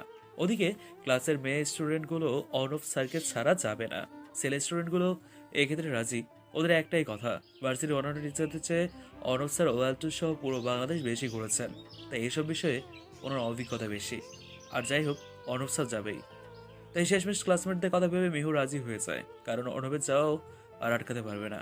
ডেট ও স্পট এর ব্যাপারে একদম শিওর হওয়ার পর সবাই যে যার মতো বাড়ি ফিরতে থাকে। ক্লাস থেকে বেরোনোর সময় একটা হাত ওকে আবার ক্লাসের ভেতরে টেনে নেয়, কানের কাছে এসে ডেভিল কণ্ঠে বলল, আমায় ছেড়ে বান্দরবন যাওয়ার প্ল্যান করেছিলেন মিস? মিহু পেছনে ফিরে দেখা অর্ণব খানিকটা ভেবা জায়গায় খেলেও নিজেকে সামনে নিয়ে উত্তর দেয়, এক্সকিউজ মি, আপনাকে সাথে করে বান্দরবান যাওয়ার প্ল্যান আগে করেছিলাম বুঝি? না, সেটা নয়, তবে তুমি না করলেও আমি করেছিলাম। আমাদের বিয়ের পর বান্দরবন ঘুরতে যাব একসাথে। ভাবতেই লজ্জা লাগে। আপনার লজ্জা আছে? ওমা, আমি তো ভেবেছিলাম আপনার লজ্জাই নেই। কথাটি অর্ণবকে খানিকটা আঘাত করে। এরপরও হাসি মুখে মিহুকে উত্তর দেয়, লজ্জা আছে কি নেই সেটা না হয় বিয়ের পর বুঝবে। মিহু মনে মনে ভাবছে, এই পাগলটার আসলেই কোনো লজ্জা নেই, কেন যে আমার পেছন লাগে ঘুরে, দূর ভাল লাগে না। ওর ভাবনার মাঝে একবারে জল ঢেলে দিয়ে অর্ণব বলল, ভালো লাগুক আর না লাগুক এই পাগলকেই তোমায় মেনে নিতে হবে। একটা হাসি দিয়ে বেরিয়ে গেল অর্ণব। মিহু ওখানে দাঁড়িয়ে আছে, মনে মনে একটা কিছুর পরিকল্পনা করছে সে। যাই হোক, একে একটা শাস্তি দিতেই হবে, কারণ অন্যদের থেকে এই শাস্তিটা একটু কম হয়ে গেছে। ভার্সিটি থেকে বেরিয়ে নিজের কারে গিয়ে ওঠে মিহু। ভার্সিটির সবাই জানে মিহু একটা মধ্যবিত্ত পরিবারের মেয়ে, তাই ওদের পক্ষে নিশ্চয়ই এমন দামি কার অ্যাফোর্ড করা অসম্ভব। ওরা তো দামি গাড়িতে ওঠা দেখলে ভার্সিটির যে কেউ সন্দেহ করবে, এটা স্বাভাবিক। আর এখন ঠিক তেমন কিছুই হবে। গেটের বাইরে মিহুকে কিছু বলার জন্য অপেক্ষা করছিল চৈতি। তবে সে দেখে মিহু নিজের মুখ ঢেকে সবার থেকে নিজেকে আড়াল করে গিয়ে সেই কারে ওঠে। মিহু চৈতিকে না দেখলেও চৈতি ঠিকই বুঝতে পারে ওটা মিহু। ব্যাপারটা চৈতিকে অনেকটা নাড়া দেয়, তাই একটা সিনজি নিয়ে কার্টিকে ফলো করতে থাকে। সে দেখতে পায় মিহু যে কার্টিতে উঠেছিল সেটা একটা বড় শপিং মলের সামনে গিয়ে থামে। চৈতি ভালো করে খেয়াল করে। গাড়ি থেকে প্রথমে ড্রাইভার নামে, এরপর সে গাড়ির পেছনে দরজাটা খুলে দেয়, কিন্তু গাড়ি থেকে একটা ছেলে নামে, হয়তো বয়স 21 কি 22 হবে। এরপর ওনারা দুজনেই শপিং মলের ভেতরে চলে যায়। চৈতি সিএনজি থেকে নেমে যায় এবং গাড়ির কাছে গিয়ে ভালো করে দেখে, কিন্তু ভিতরে তার কেউ নেই। চৈতি ভাবে এটা কি করে সম্ভব, তাহলে বিহু কোথায় গেল? ও তো এই গাড়িতে উঠেছিল। দূর থেকে একটা গাছের আড়াল থেকে দাঁড়িয়ে চৈতিকে পরখ করছে মিহু। আজ ধরা পড়তে পড়তে বেঁচে গেছে সে। আর যাই হোক, এমন ভুল কখনো করবে না। বাসের জানালার ধার ঘেঁষে বসে আছে মিহু। ওকে দেখে মনে হবে একটু হলেই বাসের জানালা দিয়ে বেরিয়ে যাবে। এভাবে বসার কারণটা খুব সিম্পল। পাশেই বসে আছে শাইক অনব। অনব এবার নিজের ইচ্ছেতে মিহুর কাছে বসার প্ল্যান করেনি। আসলে সব লটারি প্লাস ভাগ্যের খেল। সবাই মিলে সিটে বসার ব্যাপারে লটারি অ্যারেঞ্জ করেছিল, আর ভাগ্যক্রমে অর্ণবের কাছেই মিহুকে বসতে হয়েছে। বান্দরবনের পথে বাস চলছে, মাঝে মধ্যে বাস একটু একটু ধাক্কা খাচ্ছে। সে সব সময় না চাইতেও অর্ণবের অনেকটা কাছাকাছি যেতে হচ্ছে মিহুকে। মিহুর এমনভাবে বসা দেখে অর্ণব ওকে জোরে একটা ধমক দেয়। ও রাগী গলায় বলল, হোয়াট ইজ ইয়োর প্রবলেম? সব সময় নাক ছিটকাও কেন তুমি, বলো তো? ঠিকভাবে বসে থাকতে পারছো না? ওদিকে চেপে বসার কি দরকার? আমি কি তোমায় টিস করছি? মিহু ভাবে উনি কথাটি তো ঠিকই বলেছে, আমি শুধু শুধু এমন করছি। অর্ণব এবার শান্ত গলায় বলল, আমার সাথে বসে যেতে যদি সমস্যা হয় তাহলে বলো, আমি সিট চেঞ্জ করে দিচ্ছি। না না, সমস্যা নেই, আপনি বসুন। গভীর রাত্রে ফাঁকা রাস্তায় বান্দরবনের পথে গাড়ি অনেকটা জোরে ছুটেছে। রাত 12টার দিকে চট্টগ্রামের লাগং বাজারের বাইক করতে একটি বড়সড় মার্কেটের পাশেই বাস থামল। এখনো প্রায় 3-4 ঘন্টার পথ পেরোতে হবে, কারণ যেহেতু পাহাড়ি রাস্তা। পাহাড়ি এলাকায় একটাই সমস্যা, এখানে গাছের পথও অনেক সময়ের ব্যবধানে পৌঁছতে হয়, নইলে বড় কোনো দুর্ঘটনার সম্মুখীন হতে হয়। তাই ফাঁকা হলেও খুব সাবধানে যেতে হবে ওদের। সবাইকে আধ ঘন্টার মতো সময় দেওয়া হয় এখানে, কিছু হালকা খাওয়া দাওয়া ও ছোট বড় বাথরুমের কাজ সারার জন্য। তাই সবাই নেমে পড়ে। জায়গাটা দেখে মনে হবে এখন হয়তো মানুষের সমাগম শুরু হবে, কারণ রাত 12টা হলেও এখানে লোকজমের কমতি নেই। যে যার মতো জিনিসপত্র কেনাকাটা করছে। জায়গাটা এমন একটা ভাব জাগাবে মনে, যেন চাওয়া পাওয়ার মতো যত কিছু আছে সব না দিলেও খুশিতে দেবে। এখানকার মানুষজন এমন, গাড়ির অনেক স্টুডেন্টই সেখানে গিয়ে কেনাকাটা ও হাবিজাবি করছে, এবং ওনাদের ব্যবহার এতটা অতিথিপরায়ণ এবং বন্ধুসুলভ যেন না আসলে বোঝার উপায় নেই। বাস থেকে সবাই নেমেছে, কিন্তু মিহু নামছে না। বাসে একা একা বসে আছে। ওদিকে অর্ণব বেরোলেও বাসের দরজার সামনে হাতের ওপর হাত রেখে একটা পা পেছনে বাঁকিয়ে বাসের সাথে হেলান দিয়ে দাঁড়িয়ে আছে। দুপুরের দিকে বাস ছেড়েছে এবং এতক্ষণ পর বাস এখানে এসে থেমেল। মিহু নামছে না দেখে অর্ণবের রাগের শরীর চলছে, কারণ এতক্ষণ এক জায়গায় বসে থাকলে যে কারো হাত পায়ের সমস্যা হবে। সেখানে মিহু নিজেকে আরো চেপে বসেছিল। অর্ণব আর থাকতে পারল না, শার্টের আদারায় কোনোই পর্যন্ত ফোল্ড করতে করতে বাসের ভেতরে প্রবেশ করলো। মিহু যেখানে বসে আছে সেখানে গিয়ে দুপাশে হাত ঠেকিয়ে মিহুর দিকে ঝুঁকে পড়ল। মিহু কপাল কুঁচকে অর্ণবের দিকে তাকালো আর ভাবলো, এখন আবার কিছু করবেন না তো? রাগের চোখে মিহুকে প্রশ্ন করলো, পায়ে হেঁটে বাইরে যাবে নাকি কোলে তুলে নিয়ে যাব, বলো কোনটা? প্রশ্ন শুনে মিহুর চোখ রসগোল্লা হয়ে গেল। বারে কি চুপচাপ বসে থাকতে দেবে না নাকি? সাইলেন্ট কেন? Answer me. এবার মিহু খানিকটা ভয় পেল। মিহু চোখে মুখে ভয়ের চাপ দেখে অর্ণবের বেশ ভালো লাগলো। মনে মনে খানিকটা হেসেও নিল সে। যাই হোক, পাগলিটা কিছুটা হলেও ভীতু আছে। মিহু ভীতু স্বরে জবাব দিল, না না না, আমি নিজে যেতে পারবো, কোলে তুলতে হবে না। Damn it. That's like a good girl. ভোরে যখন ঘুম ভাঙলো মিহু দেখলো অর্ণবের মুখটা ওর কপাল বরাবর। যে কেউ দেখে মনে করবে মিহুর কপালে ও খুব যত্নে চুমু দিচ্ছে। এটা মিহুর কাছে খানিকটা আজব লাগে, তবে বেশ ভালো লাগার মতো আজব কিছু। নিজেকে অর্ণবের কাছ থেকে ছাড়িয়ে নিতে গেলে মিহুর মুখটা অর্ণবের নিজের বুকে চেপে ধরে। আসলে অর্ণব জেগেই ছিল যখন মিহুর কপালে চুমু দিচ্ছিল, কিন্তু মিহু জেগে যাওয়া এখন ঘুমের ভান করেছে। মিহুর মুখটা ইচ্ছে করে নিচের বুকের মাঝে জড়িয়ে নিয়েছে সে। মুচকি হাসলেও মিহুর এর বাচ্চা না। বাচ্চার বাকি সবাই ঘুমে কাত হয়ে আছে। আর প্রিয়, চাইলে তোমার আকাশ ছোঁয়া স্বপ্নগুলো আমায় দিও। আমিও না হয় ইচ্ছে হলে তোমার স্বপ্নে নিজেকে বুনবো। পারি আর না পারি তোমার স্বপ্নগুলোকে আমি যতনে ভালোবাসবো। অধীর ধারায় যখন বইবে তোমার চোখের জল, কনিষ্ঠা দিয়ে ছুঁয়ে দিব যাতে তোমার নরম গালে পড়ে ওই হাসি মাখা টোল। শীতল হাওয়ার স্পর্শে যখন ঘুম ভাঙে সকালটা, তখন এমনিতেই ফুরফুরে মনে হয়। কিছুটা ঠান্ডা হাওয়া, এক টুকরো রোদের ঝলকানির সাথে বুকে জড়িয়ে থাকা প্রিয় মানুষটি, ব্যাস সকালটা সুন্দর করার জন্য শুধু এতটুকুই যথেষ্ট। অর্ণবের আজকের সকালটা কিছুটা এমনই হয়েছিল। বাসের জানালা দিয়ে বয়ে আসা পাহাড়ি ঠান্ডা বাতাস, একটু রোদুর সাথে বুকে জড়িয়ে থাকা মিহু। অর্ণবের কাছে সকালটা খুবই স্পেশাল ছিল। অবশ্য আরও স্পেশাল হতো যদি মিহু উঠে না পড়তো। মিহুর ঘুম ভেঙে যাওয়ার তেমন কিছুই করা হয়নি। ওরা এখন সাজেকে।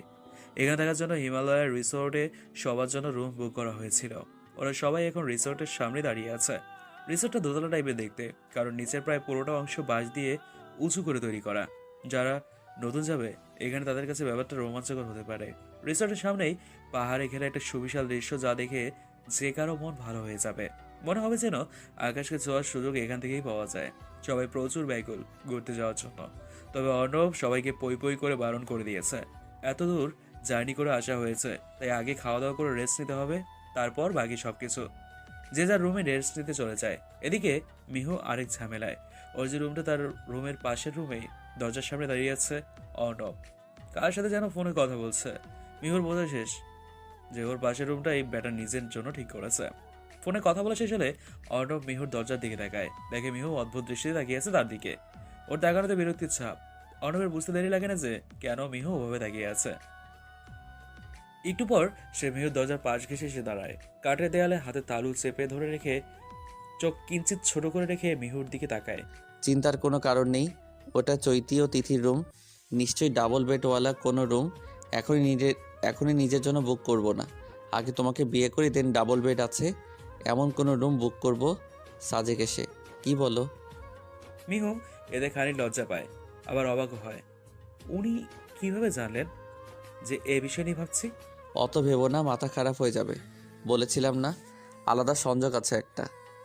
মিহু কথা না বেরিয়ে রুমে ঢুকে দরজাটা বন্ধ করে দেয়। অর্ণব বাইরে চলে আসে, স্নিগ্ধ বাতাসটা মুগ্ধ করার মতো। রিসোর্টের বারান্দায় অর্ণব চেয়ারে বসে হাতের উল্টো পিঠ ভাঁজ করে গালের কাছে রেখে দৃষ্টির সামনের দিকে দিয়ে আছে। সামনেই খোলা চুলে ওই মেয়েটি পাহাড়ের দৃশ্যের দিকে চেয়ে আছে। বাতাসে চুলগুলো উঠছে। মেয়েটার আসল নাম অর্ণি হলেও মিহুকেই অর্ণব ভালোবেসেছে। ভালোবাসার গভীরতা ওর দিক থেকেই বাড়ছেই। প্রতিটা দিন যেন সে নতুন করে মিহুর প্রেমে পড়ে। আচ্ছা, এতটা ভালোবাসা মিহু বুঝবে তো, নাকি ওর ভালোবাসাটা অর্ণবকে একটু একটু করে মেরে ফেলবে?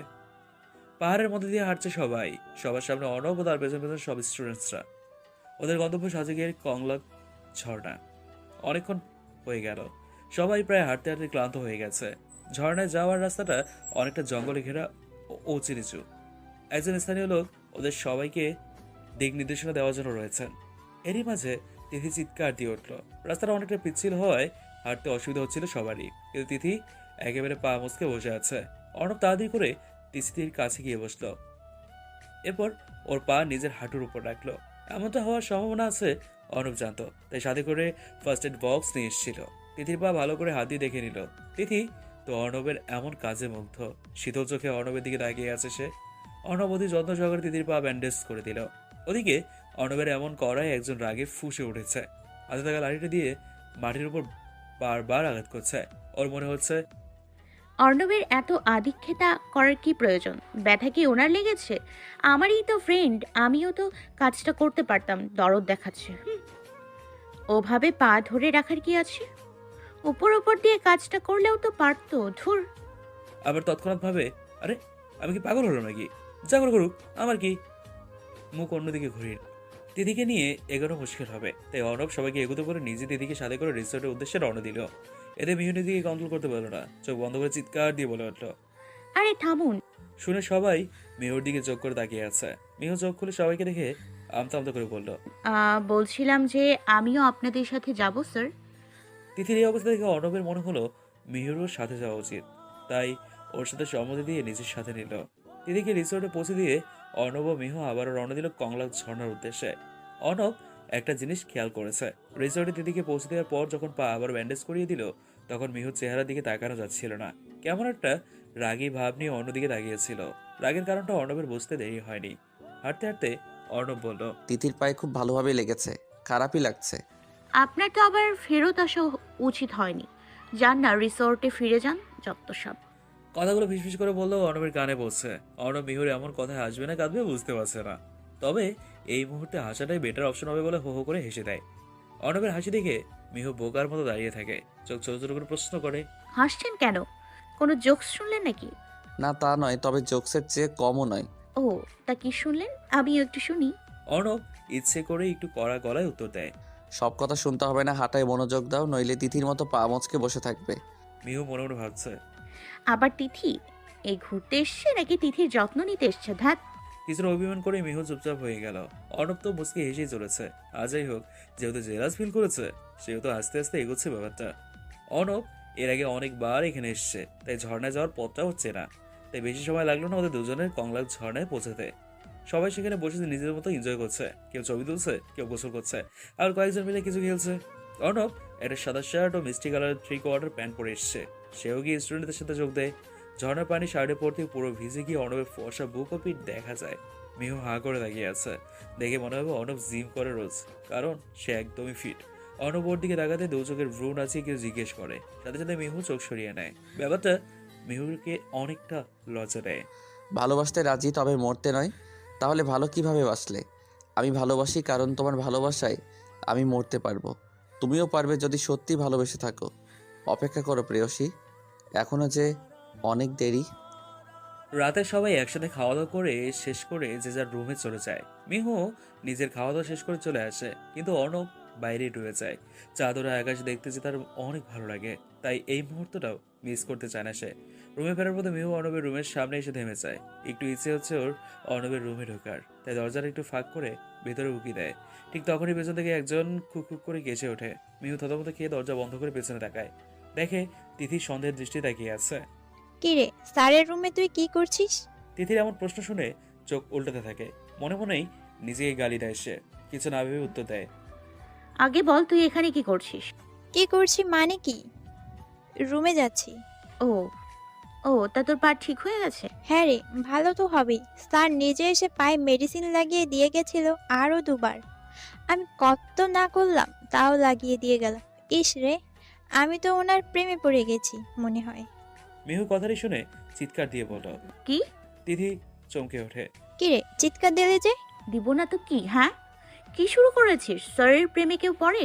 উনি তো তোর কত বড়। কোথায় বড়? ওনার ওনার এজ তো 27 হবে হয়তো। আমি তো ভেবে নিয়েছি গ্রাজুয়েশন কমপ্লিট করে ওনাকে প্রপোজ করব। মিহু চারপাশে বাংলা ছাইজিবের মতো বজ্রপাত হলো। তিথি আর কিছু না বলে মুচকি হাসতে হাসতে চলে গেল। এদিকে মিহুর প্রায় কাঁদো কাঁদো অবস্থা। অর্ণব যদি তিথির প্রপোজাল অ্যাকসেপ্ট করে নেয় তাহলে? এরপর নিজেই আবার ভাবে, আমি কি পাগল নাকি? এসব নিয়ে আমি কেন ভাবছি? ওরা যা করে করুক, দূর।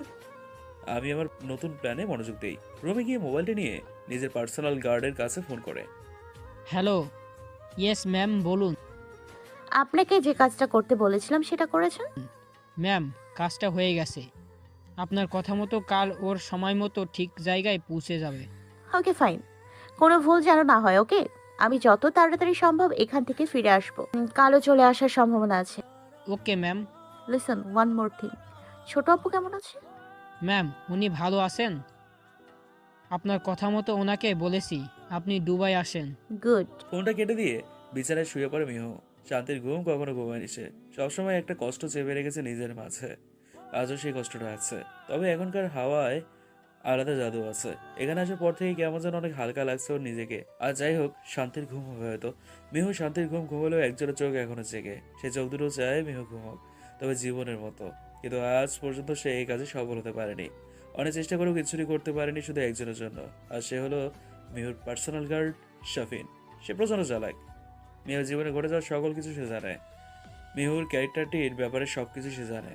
আজ পর্যন্ত তার কারণে মিহুর গায়ে কোনো আঁচ লাগেনি। শাফিন মিহুর কাছে খুবই বিশ্বস্ত। মিহু ও শাফিনকে প্রচুর বিশ্বাস করে। আজকে মিহু মরতে মরতে বেঁচে গেছে, সেটা অবশ্য অর্ণবের জন্য। অর্ণব পাশে না থাকলে আজ হয়তো সে বেঁচে থাকতে পারতো না। গাড়ি করে সবাই মিলে ঘুরতে বেরিয়েছিল।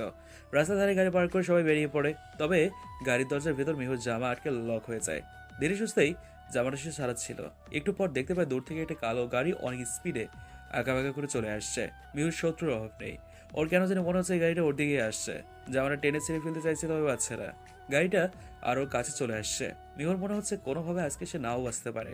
এজন্য চোখটা বন্ধ করে নিজের বাবা মায়ের কথা মনে করতে থাকে সে। এর মাঝে অর্ণব দৌড়ে একটা বটি দা এনে মিহুর জামাটা কেটে রাস্তার পাশেই ছাপ দেয়। কালো গাড়িটা মুহূর্তের মাঝে এসে ওদের গাড়িটা চূর্ণ বিচূর্ণ করে রেখে যায়। মিহু চোখ খুলে দেখে অর্ণব ওকে জড়িয়ে মাটিতে পড়ে আছে। অনেকটা ভয়ও পেয়েছে দেখে মনে হচ্ছে, তাই অর্ণবকে ও জড়ি ধরে কাঁদতে থাকে। অথচ আশেপাশে লোকজন জড়ো হয়ে যায়। অর্ণব মিহুকে উঠিয়ে বসালে একজন ওর হাতে পানির বোতল ধরিয়ে দেয়। অর্ণব নিজের হাতে ওকে পানিটা খাইয়ে দেয়। অর্ণব ভাবে মিহু রেস্ট নেওয়া উচিত, তাই ওকে কোলে তুলে নেয়। মিহু অর্ণবকে আরো শক্ত করে জড়িয়ে ধরে। একটা গাড়ি করে ওরা রিসোর্টে ফিরে আসে। আজকেও প্ল্যানটা আনসাকসেসফুল। বাসের এক কোণে মনমরা হয়ে বসে আছে মিহু। আজ ওর কারণে সবার ফিরে যেতে হচ্ছে। অর্ণব মিহুর সেফটির জন্য সবাইকে নিয়ে আবারও ফিরে যাচ্ছে।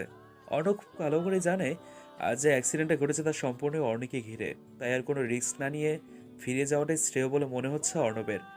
যাওয়ার পথে মিহুর পাশে চৈতি বসে। চৈতি মিহুকে দেখছে। মিহু জানালার বাইরে নিস্তব্ধ চোখে তাকিয়ে আছে। বলা চলে আজ বেশ ভয় পেয়েছে সে। এমন সিচুয়েশনে এর আগে কখনো পড়তে হয়নি তাকে। তবে ভয়টা ততটাও ওর মনে বাসা বাঁধেনি, কারণ অর্ণব ওর পাশে ছিল। মিহু একটা জিনিস মনে মনে কখন থেকে ভেবে চলেছে, কে এমন করলো? হ্যাঁ, আজ তো এমন কিছু প্ল্যান মিহু করেছিল অন্য কাউকে মারার জন্য। তবে সেই প্ল্যানটাই কি করে ওর উপরে অ্যাপ্লাই করলো? হ্যাঁ, না, খুব তাড়াতাড়ি শাফিনের সাথে কথা বলতে হবে, কারণ একমাত্র ওই জানে এই প্ল্যানটার ব্যাপারে। ফোনে কথা বলা শেষ করে নিজের সিট ছেড়ে মিহুর সিটের দিকে এগোতে লাগলো অর্ণব। অর্ণব অনেক ভয় পেয়ে গেছিল আজ যদি মিহুকেও সারা জীবনের মতো হারিয়ে ফেলতো তখন। ও ভেবে নিয়েছে যে এমন করেছে তাকে কোনো মতেই ছাড়বে না। এই কাজ যে করেছে তাকে পেলে জানে মেরে ফেলবে, কারণ অর্ণবের জানকে আঘাত করার প্রচেষ্টা করা হয়েছে।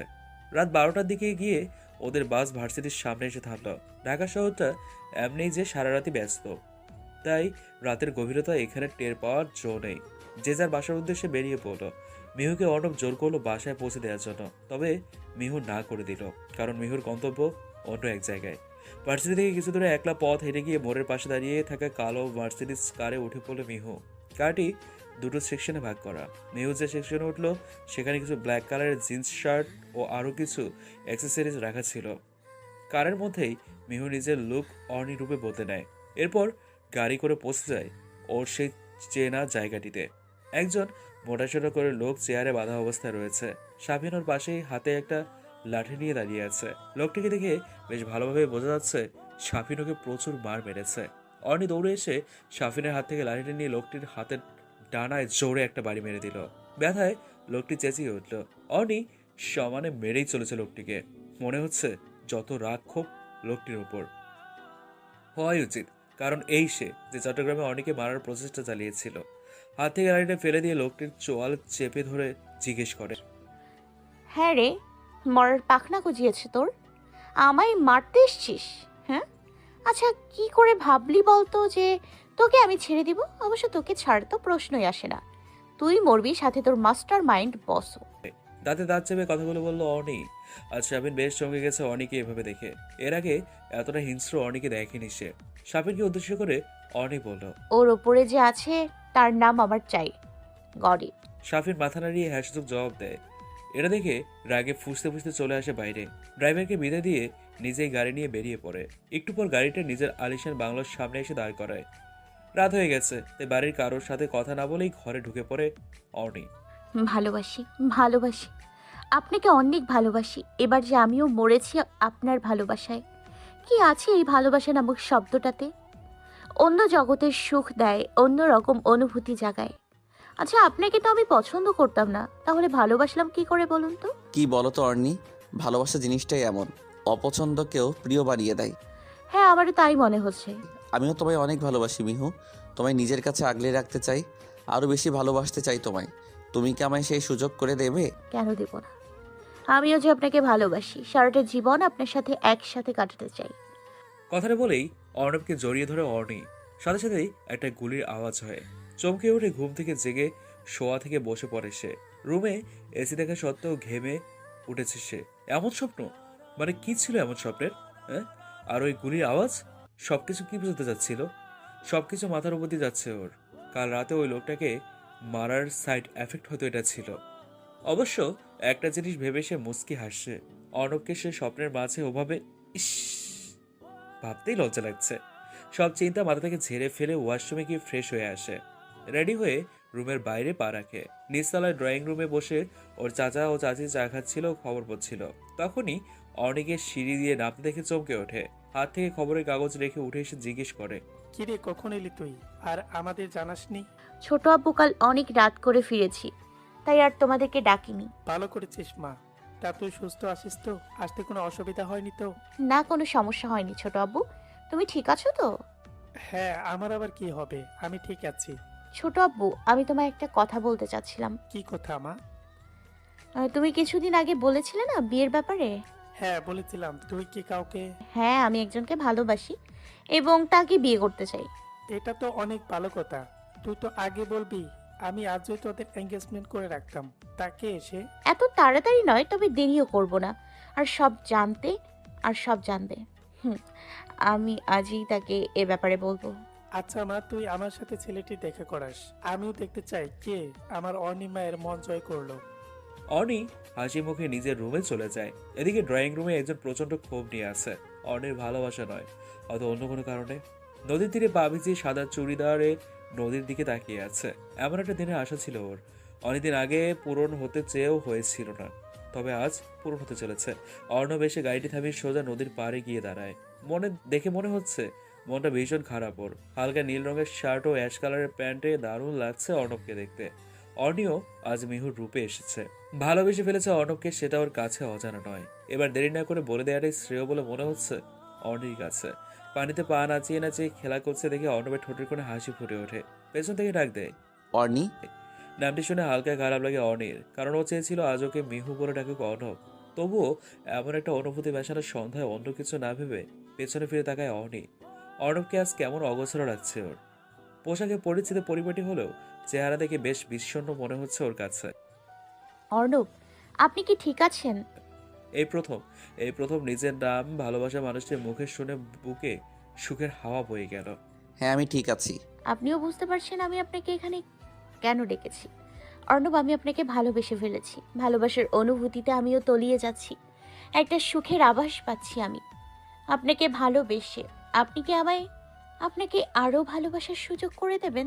অর্ণব কিছু না বলে শুধু মাথা নাড়িয়ে সম্মতি জানায়। অর্ণি আর কিছু না বলে দৌড়ে এসে অর্ণবকে জড়িয়ে ধরে। অর্ণবের চোখের কোণ বেয়ে এক ফোঁটা জল গড়িয়ে পড়ে। হঠাৎই গুলির আওয়াজে নদীর তীরে বসা বক পাখিগুলো উড়ে যায়। অর্ণব আরো শক্ত করে জড়িয়ে ধরে অর্ণিকে। তবে অর্ণির হাত হালকা হয়ে আসে। অর্ণি হেলে পড়ে যায়। এদিকে কান্না পাকা চোখে অর্ণব ওকে পড়ে যেতে নিলে ধরে ফেলে।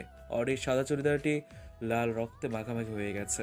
অর্ণবের দিকে তাকিয়ে অর্ণি শেষোক্ত একটা কথা বলে। অর্ণির চোখের কোণ বেয়ে এক ফোঁটা জল গড়িয়ে পড়ে। আস্তে করে নদীর তীরে অর্ণিকে শুয়ে দিয়ে হাতে থাকা রিভলভারটি নদীতে ছুঁড়ে মারে অর্ণব।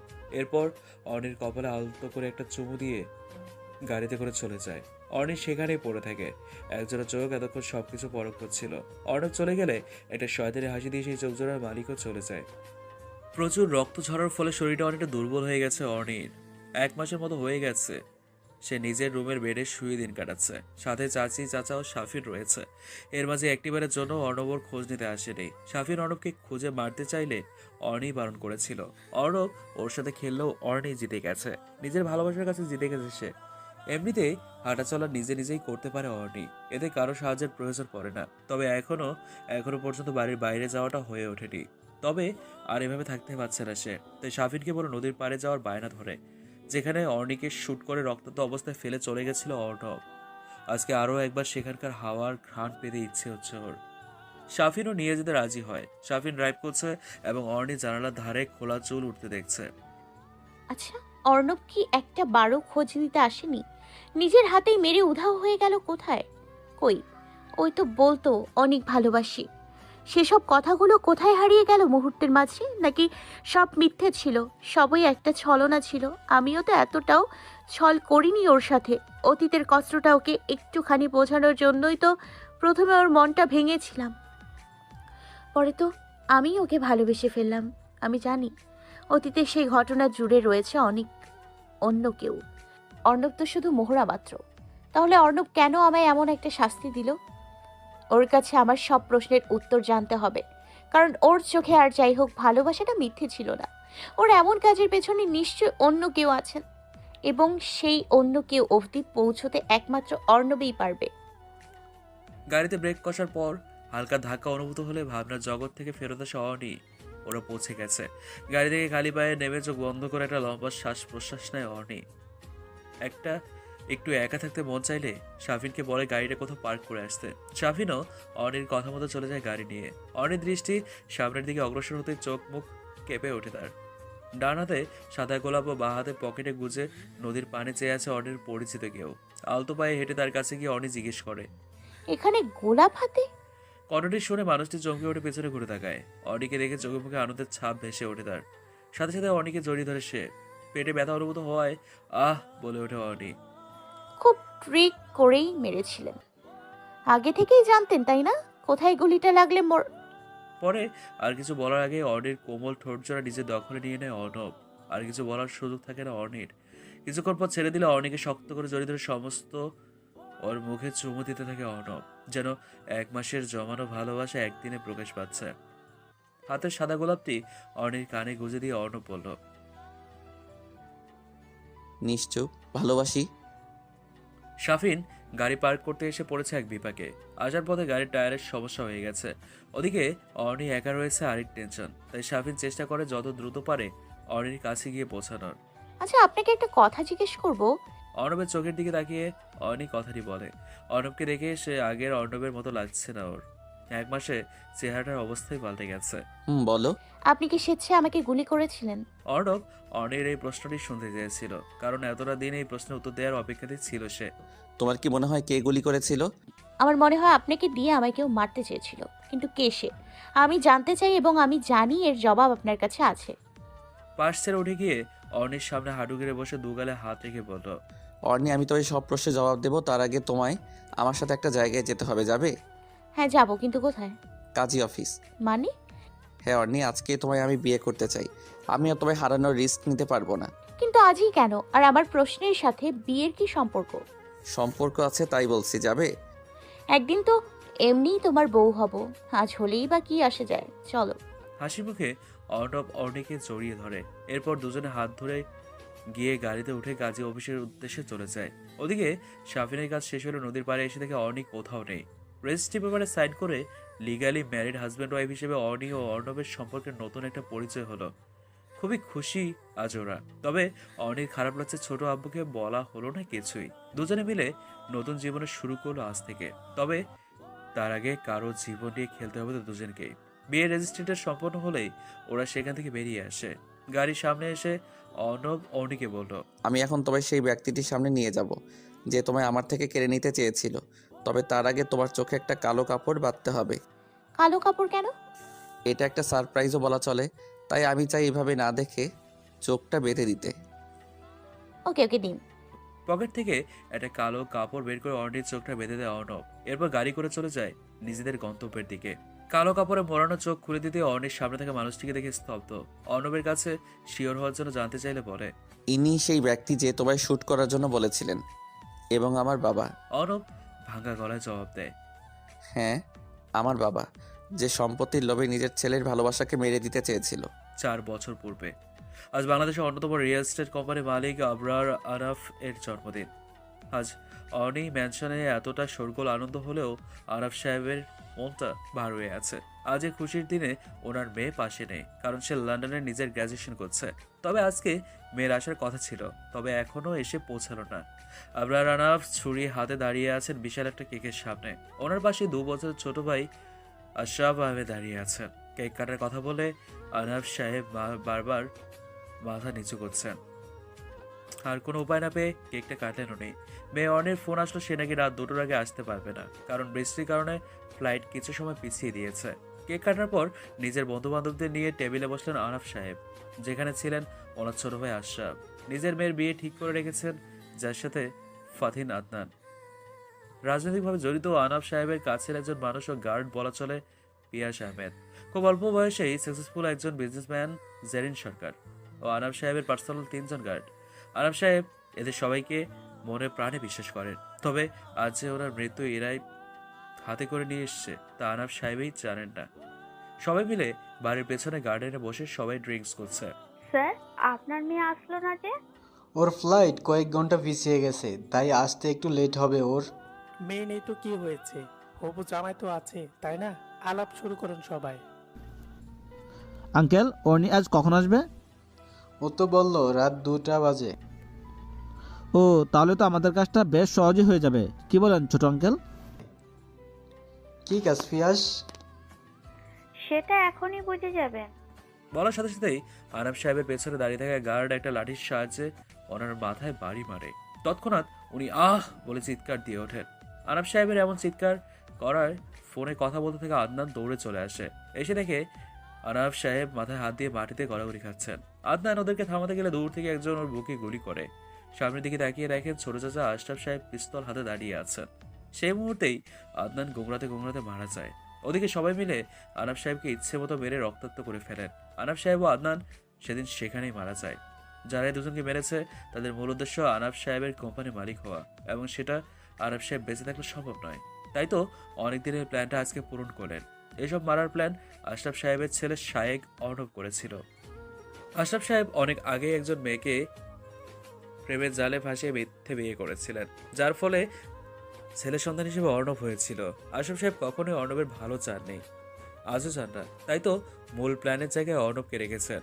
কাজ হয়ে গেলে আশরাফ সাহেব সবাইকে বলেন কয়েক মাসের জন্য অর্ণব কোথাও চলে যেতে, কারণ অর্ণি আসার পর অন্য ড্রামা শুরু করতে হবে। আশরাফ সাহেবের কথায় সায় দিয়ে সবাই চলে যান। এরপর নিজের শরীরে আঘাত করেন এবং অজ্ঞান অবস্থায় পড়ে থাকেন আদনান ও আনাব সাহেবের পাশে। পরের দিন হসপিটালে বেডে নিজেকে আবিষ্কার করেন আশরাফ সাহেব। পাশে মাথায় হাত দিয়ে বসে আছে অনি। চাচার জ্ঞান ফিরেছে দেখে ওনার কাছে গিয়ে বসে জিজ্ঞেস করলো অনি, বাবা, ছোট আব্বু এক রাতের মাঝে কি থেকে কি হয়ে গেল, কিভাবে হলো, কারা করলো এমন? আশরাফ সাহেব এবার বুদ্ধি খাটায়, নিজের নাম বাদে বাকি সবার নাম এই ঘটনায় যুক্ত করেন। কারণ উনি জানেন অনি কতটা ভয়ঙ্কর, সহজে ওদের ছাড়বে না। তাই সবার ব্যাপারে কান্না জড়িত কণ্ঠে বলে দেয়। অনি নিজের ছোট আব্বুকে প্রচুর বিশ্বাস করে, তাই এবারও দেরি না করে সব কটাকে মাটিতে পোতার ব্যবস্থা করে। নিজের পার্সোনাল গার্ড শাফিনকে দিয়ে সকল খবরাখবর বের করে সবাইকে খতম করার উদ্দেশ্যে ঢাকায় আসে। এরপর থেকে একটা একটা করে সবাইকেই মারে। চাচা বলেছিল শায়েক অর্ণব নামে একজন আছে যে পুরো প্ল্যানটার সাথে যুক্ত। তাকে অন্যভাবে ভাসানোর জন্য মেহ রূপে ভার্সিটিতে ভর্তি হয় অর্ণি। ওদিকে আশরাফ সাহেব অর্ণবকে বলেছিলেন ওনাকে অর্ণি মেরে জখম করেছিল, তাই তো অর্ণির ওপর অতটা রাগ অর্ণবের। বর্তমান নিজের চাচাকে সামনে দেখে অবাক অর্ণি। তার মানে ছোট আব্বুই সবকিছু করেছেন? কি করে করতে পারলেন উনি এত বড় বিশ্বাসঘাতকতা? অবশ্য টাকার কাছে বড় বড় মানুষ এমন, হ্যাঁ। আর যেখানে অর্ণির বাবার কোটি কোটি টাকার সম্পত্তি। অর্ণবও জেনে গেছে নিজের বাবার কুকর্মের ব্যাপারে। আশরাফ সাহেব অর্ণবের ভালোবাসার ব্যাপারে জানার পর বলেছিলেন অর্ণিকে হয়তো নিজের হাতে শেষ করবি, না হয় আমি। অর্ণব ভেবেছিল যদি ওর বাবা যদি অর্ণিকে আসলেই মেরে ফেলে। তাই তো অর্ণিকে নিজের হাতে শ্যুট করেছিল সেদিন, এবং এমনভাবে শ্যুট করেছিল যাতে অর্ণিও ঠিক থাকে এবং আশরাফ সাহেবও ওকে কিছু করতে না পারে। অর্ণিকে দেখে আশরাফ সাহেব বললেন, কিরে মা, তুই এখানে এভাবে? আর এই ছেলেটি বা কে? আর কত নাটক করবে মিস্টার আশরাফ আহমেদ? তোমার সব নাটক শেষ আজ। কি বলছিস মা? আমি নাটক করছি মানে? আমি সব জেনে গেছি, তুমি যে কত বড় বেঈমান আমার জানা হয়ে গেছে। এবার আমি তোমাকেও ছাড়বো না। বলে চাচা দিকে এগোতে লাগলো অর্ণি। তখনই নিজের বুক পকেট থেকে ছোট্ট পিস্তলটি বের করেন আশরাফ সাহেব। অর্ণি মাঝপথে থেমে গেল। থেমে গেলি কেন? আয়, এগিয়ে আয়, যাতে করে তোকে আরো কাছ থেকে গুলি করে মেরে ফেলতে পারি।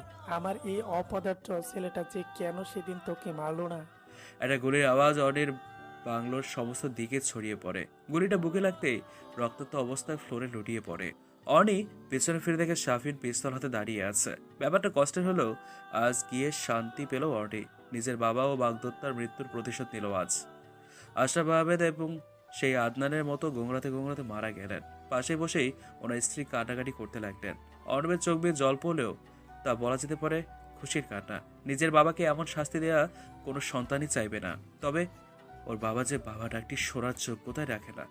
অনি যতটা সাহসী ততটাই ভয়ঙ্কর। তবে আজ সে কেঁদে দিয়েছে। কাঁদতে কাঁদতে সে ফ্লোরে বসে পড়ে। অর্ণবের কাছে এসে বসে গালেতে হাত রেখে বলল, কেঁদো না অর্ণি, আজকে তোমার কাজ পূর্ণ হলো। আজ থেকে আর কখনো কারো রক্ত ঝরাতে হবে না তোমায়। কাঁদছো কেন? আমার আপন বলতে কেউই রইলো না, সবাই আমাকে ছেড়ে চলে গেল। বাবার চলে যাওয়ার পর একমাত্র ছোট আব্বুই ছিল যাকে আমি এতটা বিশ্বাস করতাম, আর সে আমায় এত বড় ধোঁকা দিল। দেখো, তোমার ছোট আব্বু তার কর্মের শাস্তি পেয়েছে। এখন সব কিছু ঠিক হয়ে যাবে। আর কে বলেছে তোমার কাছের বলতে কেউ নেই? আমি তো আছি। আমায় ভুলে গেলে? অনি কাঁদতে কাঁদতে অর্ণবকে জড়িয়ে ধরে। আশরাফ সাহেবের লাশ গুম করে দেওয়া হয় এবং ওনার স্ত্রীকে বিদেশে পাঠিয়ে দেওয়া হয়। এসবের পর চৈতি, তিথি ও বিপুলকে অনিশ সব বিষয় খুলে পড়ে। ওরাও খুবই অনুশোচনা করে। তবে তিথি আরেকটা বিষয়ে খুব দুঃখ পায়, অর্ণবকে পাওয়া হলো না। ওরা সবাই মিলে এসব নিয়ে খুবই হাসাহাসি করে। আজ আবারও অনির বাড়িটা জমকালো সাজে সাজানো হয়েছে। সবকিছু অবশ্য তিথি ও চৈতিই করেছে। আসলে আজও অর্ণব ও অনির বিয়ে ধুমধাম করেই হচ্ছে। অনির পক্ষ থেকে তিথি ও চৈতি এবং অর্ণবের পক্ষ থেকে বিপুল ও সাফিন। অর্ণবের পাশে বাবা না থাকলে কি হবে? নিজেই পড়াশোনা করে অর্ণির প্রায় সমানই ধনী বলা চলে। আজ ওদের ধুমধাম করে বিয়ে হচ্ছে। একটা ডার্ক গ্রিন কালারের লেহেঙ্গা, যার উপর সোনালী পাথরের কাজ করা এবং গর্জিয়াস মেকআপ এ অর্ণিকে দেখতে দারুণ লাগছে। অর্ণব সোনালী রঙের একটা শেরওয়ানি পরেছে, দেখতে দুজনকেই দারুণ লাগছে। বিয়ের কাজটা ভালোই হয়ে গেলে অর্ণি নিজের বাড়ি থেকে বিদায় নেয় এবং গাড়ি করে অর্ণবের নিজের বাংলোতে চলে আসে। ওর বাংলোটাও ভীষণ সুন্দর করে সাজানো হয়েছে, ঠিক যেমনটা অর্ণি পছন্দ করে। শাফিন ও বিপুল গাড়ি থেকে নেমে বাড়িতে ঢুকে আবার ওদের স্বাগতম জানাতে তৈরি হয়েছে। বাড়িতে ঢুকে অর্ণব অর্ণিকে কোলে করে রুমে নিয়ে চলে যায়। রুমে গিয়ে ফ্রেশ হয়ে জামা কাপড় পাল্টে শুয়ে পড়লো অর্ণব। অর্ণবকে ঘুমোতে দেখে অর্ণি বলল, না না ঘুমিয়ে চলো না, ছাদে যাই, দেখো কি সুন্দর চাঁদ উঠেছে। আর নাগ্য খুব ঘুম পাচ্ছে। সারাদিনে যা ধকল গেছে, আগে জানলে এভাবে বিয়েই করতাম না। কি বললে? আচ্ছা ওকে, রাগ করো না, চলো ছাদে যাই, কেমন? চলো। এই বলে দুজনে পা বাড়াবে ঘরের বাইরে। সে সময় অর্ণির ফোনের নতুন নম্বরটিতে টুং করে একটা মেসেজ আসে। ফোন তুলে মেসেজটি পড়ে ওরা দুজনেই, এবং দুজনেই অনেকটা কনফিউজড, কারণ মেসেজে লেখা আছে, শেষ হয়েও হলো না শেষ, কারণ এখনো আমি আছি। ওরা দুজনে অতশত না ভেবে ছাদের উদ্দেশ্যে পা বাড়ায়, নতুন জীবনের একটা সুন্দর সূচনার দিকে। আসসালামু আলাইকুম। বিদায় নিলাম গল্পটি থেকে। প্রতিটি ক্যারেক্টারই যতটা পেরেছি ফুটিয়ে তোলার চেষ্টা করেছি। আপনাদের অনেক ভালোবাসা পেয়েছি গল্পটি করে। মিস করব গল্পের প্রতিটি ক্যারেক্টারকে, বিশেষ করে অর্ণব এবং অর্ণিকে। আপনাদের কাছে মনে হতে পারে গল্পের শেষে কিছু একটা মিস্ট্রি আছে। হ্যাঁ, আছে। এই ভালোবাসা মরে যাওয়ার খেলার এই পর্যায়ে না হয় কথাগুলো অব্যক্তই থাক। হ্যাঁ, আবারও হয়তো আসবো